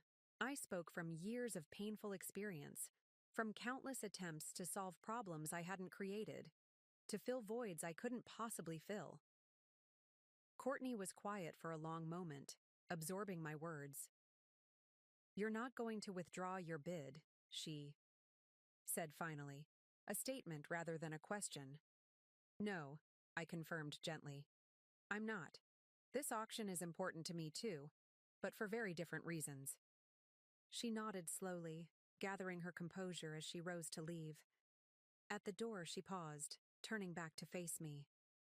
He said you were bitter, she admitted. That you couldn't accept that he'd moved on. That you were trying to punish him with this bid. What do you think? I asked, genuinely curious about her perception. She studied me for a moment, her gaze more perceptive than I'd given her credit for. I think you're exactly what he's afraid of. A woman who doesn't need his approval anymore. With that remarkably insightful observation, she left, the click of her heels fading down the hallway. I sat motionless at my desk, processing the unexpected encounter. The conversation had left me feeling strangely weightless, as if I'd set down a burden I hadn't realized I was still carrying. For so long, I had defined myself in relation to Josh. First as his supportive wife, then as his betrayed ex. But in speaking to Courtney, in recognizing the pattern she was falling into that I had finally escaped, I felt myself fully stepping into a new identity. Not Josh Walker's ex-wife, but simply Alicia Parker, a woman building a life on her own. Terms. That evening, I met with Howard for our final strategy session before the auction. We reviewed the financial details, confirmed the maximum bid I was comfortable making, and discussed the practical logistics of the day itself. You seem different, Howard observed as we concluded our meeting. More settled. I am, I acknowledged, surprised by how true it felt. For a while, I think part of me was still seeing this auction as a response to Josh, a way of proving something, to him or perhaps to myself. But I've realized it's simpler than that. I want this property. I can afford this property. I have every right to bid on this property. The rest is just noise. Howard smiled, a genuine expression that creased the corners of his eyes. That's exactly the mindset you need. Clear objectives, personal conviction, emotional detachment from the outcome. As I drove home that night, I thought about how much had changed in the relatively short time since Josh had walked out. I had reclaimed my professional identity, rediscovered passions and interests I'd set aside for years, begun reshaping my home to reflect my own aesthetic rather than our carefully curated image. Most importantly, I had started building something new, not just a career or a potentially new home, but a sense of self that existed independent of my relationship status. A foundation solid enough to support whatever came next, whether I won the auction or not. For the first time in longer than I could remember, I felt genuinely excited about my future. Not because it was linked to someone else's vision or plans, but because it was entirely, wonderfully my own. The morning of the auction dawned clear, and bright sunlight glinting off Boston Harbor as I stood at my kitchen window, coffee in hand, trying to calm the nervous energy coursing through me. In just a few hours, I would either own the Lake Montgomery property or walk away empty-handed. Both possibilities carried their own emotional weight, their own implications for my newly reconstructed identity. My phone buzzed with a text from Jade. Ready for battle? I smiled, typing back, as ready as I'll ever be. My doorbell rang at precisely 9 a.m., Howard, punctual as always, dressed in a crisp suit that conveyed both authority and understated elegance. How are you feeling? He asked as we walked to his car. Surprisingly calm, I replied, realizing it was true. The nervous energy remained, but beneath it lay a steady certainty. I knew exactly why I was doing this. exactly what my limits were, exactly who I was in this moment. Whatever happened today, that knowledge wouldn't change. The auction was being held at the Suffolk County Courthouse, a grand building whose imposing facade seemed fitting for the drama about to unfold inside. Howard and I arrived early, checking in with the auction officials and receiving our bidding paddle, number 17, a detail that struck me as auspicious, though I couldn't have explained why. We took seats near the back of the room, allowing us to observe other participants as they arrived. Howard pointed out key players discreetly: a developer from New York, a representative from a hotel chain rumored to be interested in converting the property, a wealthy family known for collecting architectural landmarks, and there, Howard murmured, nodding toward the entrance, is your competition. Josh walked in, flanked by Tyler Maddox and two other men I recognized as members of his investment consortium. He was immaculately dressed in his power suit, the one he reserved for major negotiations and closings, charcoal gray with subtle pinstripes, custom-tailored to emphasize his athletic build. The Josh Walker uniform for conquest. He scanned the room, his gaze eventually finding mine. For a brief moment, our eyes locked across the crowded space. I saw surprise flicker across his face. Perhaps he had convinced himself I wouldn't actually show up, that my registration had been merely a bluff designed to unsettle him. Then his expression hardened, jaw tightening in the way it did when he was preparing for confrontation. I simply nodded once, a neutral acknowledgement, before turning my attention back to Howard and the auction materials. From the corner of my eye, I saw Josh conferring with his associates, gesturing in my direction. Let them speculate, I thought. Let them wonder. My presence here wasn't about them. At precisely 10 a.m., the auctioneer called the room to order. He was a compact man with a resonant voice that belied his stature, commanding attention as he explained the process, the property details, and the opening bid requirements. The Lake Montgomery estate represents a rare opportunity to acquire one of the area's most distinguished waterfront properties, he began, his practiced cadence establishing the rhythm that would carry us through the proceedings. We'll start the bidding at $3 million. Do I have an opening bid? A paddle raised immediately near the front, the New York developer, establishing his interest early. $3 million, the auctioneer acknowledged. Do I have 3.2? Another, paddle raised, the hotel chain representative. Then another, and another. The early bidding moved quickly, escalating by predictable increments as participants established their presence. Josh's consortium entered at $4 million, Tyler Maddox raising their paddle with casual confidence. I remained still, following Howard's advice to wait until the initial flurry subsided. By $4.5 million, two participants had dropped out. By $5 million, only 3 serious contenders remained: Josh's consortium, the hotel chain, and a bidder I couldn't identify. From my position, $5.2 million, the auctioneer called. Do I have 5.4? Howard glanced at me, a question in his eyes. I nodded once, and he raised our paddle for the first time. 5.4 million from paddle number 17. They die? Auctioneer announced. I felt rather than saw Josh's reaction, a sudden tension that seemed to radiate across the room. I kept my eyes forward, focused on the auctioneer rather than looking in Josh's direction. The bidding continued, now in a more measured pace as the numbers climbed. The hotel chain dropped out at 6 million. The unknown bidder held on until 6.8 before shaking their head at the auctioneer's query for 7. And then there were two, Josh's consortium and me. 6.8 million, the auctioneer confirmed. Do I have 7? Howard raised our paddle again, calm and deliberate. 7 million from paddle 17. Do I have 7.2? Tyler. Maddox conferred briefly with Josh before raising their paddle. 7.2 from paddle 8, so it continued, the increments feeling increasingly weighty as we approached my predetermined limit.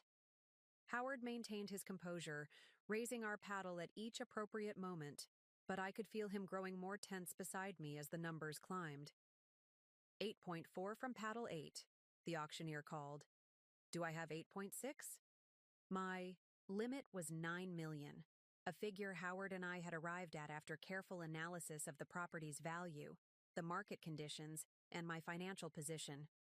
We were approaching that threshold faster than I had anticipated. 8.6, Howard confirmed, raising our paddle once more. I risked a glance in Josh's direction and found him already staring at me, his expression a mixture of disbelief and growing concern. This wasn't playing out as he had expected. I wasn't supposed to be able to compete at this level, wasn't supposed to have the resources or the resolve to challenge him directly. 8.8 from paddle 8, the auctioneer announced after Josh's consortium raised again. Howard looked at me, the question clear in his eyes. We were one increment away from my stated limit. I nodded, my decision firm. 9 million, Howard called, raising our paddle. A murmur ran through the room. This was significantly above the property's assessed value, moving into territory that surprised even the experienced real estate professionals present. Josh and Tyler Maddox were engaged in intense conversation, heads bent together, expressions serious. I waited, heart pounding but externally calm as they deliberated. Finally, Tyler looked up and shook his head at the auctioneer. 9 million from paddle 17, the auctioneer called. Going once. I held my breath. Going twice. Josh was staring at me now, something unreadable in his expression. Sold to paddle 17 for $9 million. The gavel fell with a crack that seemed to reverberate through my entire body. A moment of stunned silence, then the room erupted. In conversation, people turning to each other to discuss the unexpected outcome. Howard turned to me, extending his hand with a rare, broad smile. Congratulations, Ms. Parker. You've just purchased the Lake Montgomery estate. I accepted his handshake, a strange calmness settling over me despite the magnitude of what had just occurred. Thank you, Howard, for everything. As we stood to begin the paperwork process, I finally allowed myself to look directly at Josh. He was still seated, Tyler Maddox speaking animatedly beside him, but his attention was fixed entirely on me. In his expression, I saw the one thing I had never witnessed. In 15 years of marriage, genuine shock. I had done the impossible. I had outbid the man who had always seen me as an extension of himself, rather than a person with my own capabilities, my own resources, my own power. I had won. The following weeks passed in a whirlwind of activity. Purchasing the Lake Montgomery estate wasn't simply a matter of winning the auction. It entailed mountains of paperwork, financial transfers, insurance policies, and property assessments. Howard guided me through each step with practiced efficiency, while I focused on balancing these new responsibilities with my growing role at Prescott Development. News of the auction's outcome spread quickly through Boston's business circles. My phone buzzed constantly with messages from old acquaintances, former friends from my life with Josh, and industry connections. Some offering congratulations, others fishing for details about how I'd managed to outbid one of the city's most established developers. I responded selectively, maintaining a dignified silence about the specifics of my financial situation. Let them wonder. Let them speculate. The truth, that I had resources of my own that Josh had never bothered to inquire about, wasn't anyone's business but mine. 3 weeks after the auction, I stood on the private dock of what was now officially my property, watching the sunset cast golden light across the lake. The enormity of what I'd accomplished was still sinking in, not just the acquisition itself, but what it represented. 6 months ago, I had been a woman adrift, my identity so thoroughly entangled with my husband's that his departure had left me questioning my very existence. Now I stood on the grounds of one of Boston's most coveted properties, purchased with my own money, chosen by my own judgment, representing my own achievement. My phone rang. Donnie Prescott. "Have you seen the Business Journal yet?" he asked without preamble when I answered. No. Why? Page 3. There's a profile on you. The reinvention of Alicia Parker. Quite flattering, actually. They're calling you Boston's emerging property maverick and highlighting your work on our Lakeview Heights campaign. I laughed, surprised, and slightly embarrassed by the attention. That seems excessive. Not at all, Donnie countered. The marketing strategy you developed has generated more pre-sales than any previous development in our portfolio. The Lake Montgomery purchase just added an interesting personal dimension that journalists couldn't resist. After we hung up, I found the article online, scanning it with a mixture of amusement and pride. The writer had positioned my story as one of professional renaissance, a marketing executive who had stepped away from her career for family reasons, only to return with renewed purpose and unexpected impact. My purchase of the Lake Montgomery estate was framed as both a savvy investment and a bold statement of independence. What the article didn't mention, likely because no one but Jade and I knew the full story, was the sweet satisfaction of acquiring the property that Josh had coveted for so long. That wasn't information I'd shared with the reporter, not because I was ashamed of it, but because it no longer felt like the most important part of the narrative. The most important part was that I had remembered who I was, that I had reclaimed not just financial independence, but the confidence to trust my own judgment, to pursue my own desires, to live according to my own values rather than someone else's expectations. As I walked the grounds of my new home, planning, renovations, and envisioning the life I would build there, I realized I had crossed a threshold. The pain of Josh's betrayal, the humiliation of being replaced, the uncertainty about my future. These feelings hadn't disappeared entirely, but they had receded, overshadowed by something more powerful, a genuine excitement about the life I was creating, not in reaction to what had been taken from me, but in celebration of what I had found within myself. I was overseeing the installation of new windows in the Lake Montgomery estate when my security system alerted me to a visitor at the gate. The camera feed showed Josh's Audi idling at the entrance, his expression obscured by distance, but his posture tense even through the grainy footage. After a moment's hesitation, I pressed the intercom. "Josh, can we talk?" His voice came through, slightly distorted, but unmistakably strained. I buzzed the gate open, watching as his car wound up the long driveway to where I stood on the front steps. He emerged looking uncharacteristically disheveled, his usually perfect hair slightly mussed, his expression haggard. "Nice place," he said as he approached, attempting his usual sardonic tone but falling short. "I think so," I replied simply. He glanced at the workers carrying materials through the front door. "Making changes already?" It's what one does with a new property. The awkward small talk hung between us until finally he sighed, running a hand through his hair. "The consortium investors are furious. Some have pulled out of other projects. My reputation has taken a hit." "I'm sorry to hear that," I said, genuinely meaning it despite everything. I took no joy in his professional struggles, only in my own triumphs. "How did you do it, Alicia?" he asked finally, the question that had clearly been eating at him. "Where did you get that kind of money?" "My grandmother's trust," I said simply. "The one you dismissed as insignificant years ago." Understanding dawned in his eyes, followed by something that looked remarkably like respect. "I underestimated you." "Yes," I agreed. "You did. For 15 years.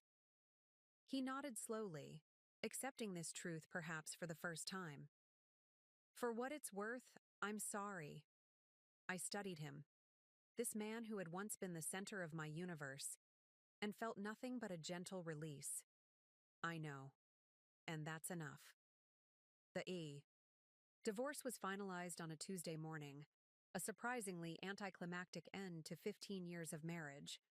I signed the papers in Howard's office, the terms far more equitable than Josh's initial proposal had been, a reflection of both my lawyer's skill and Josh's changed perspective following our confrontation at the Lake Montgomery estate. That evening, I hosted my first dinner party in my new home.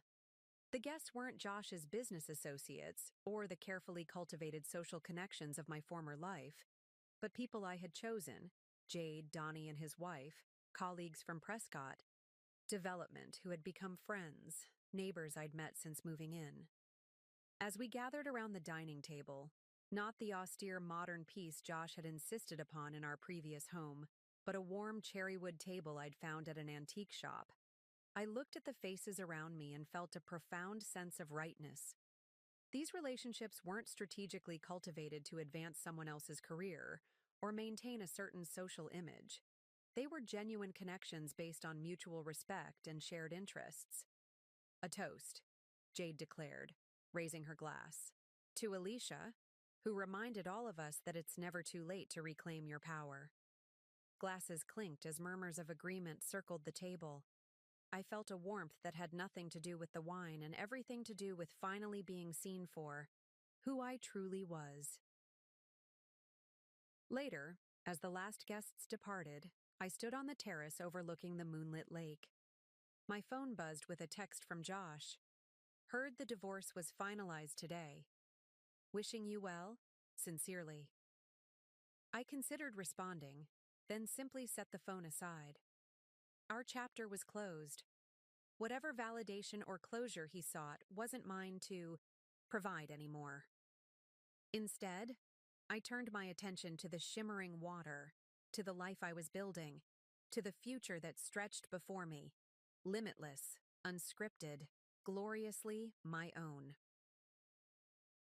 1 year after purchasing the Lake Montgomery estate, I stood in the newly renovated guest house on the property, watching as a young woman carefully unpacked her laptop and portfolio. Genevieve, my first mentee in what had become the Parker Foundation for Women in Business, an initiative I'd started using a portion of my grandmother's trust to support women re-entering the workforce after career interruptions. "I can't thank you enough for this opportunity," she said, arranging her materials on the desk I'd selected specifically for this purpose.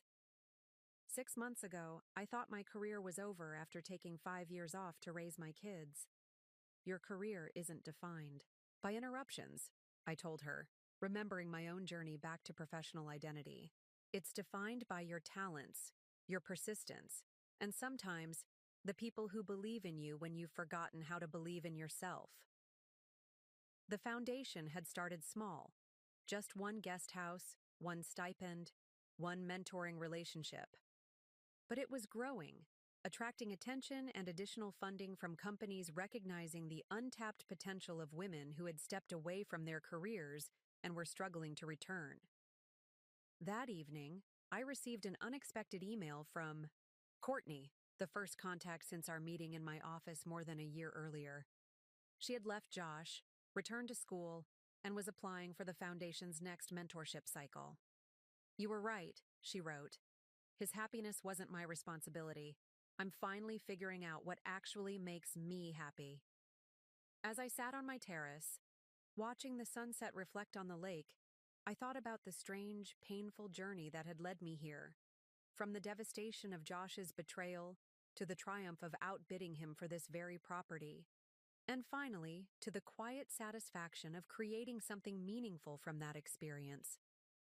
The house that had once represented Josh's ultimate status symbol had become something far more valuable, a place of reinvention, of second chances, of women reclaiming their power, one story at a time. Up next, you've got 2 more standout stories right on your screen. If this one hit the mark, you won't want to pass these up. Just click and check them out. And don't forget to subscribe and turn on the notification bell so you don't miss any upload from us.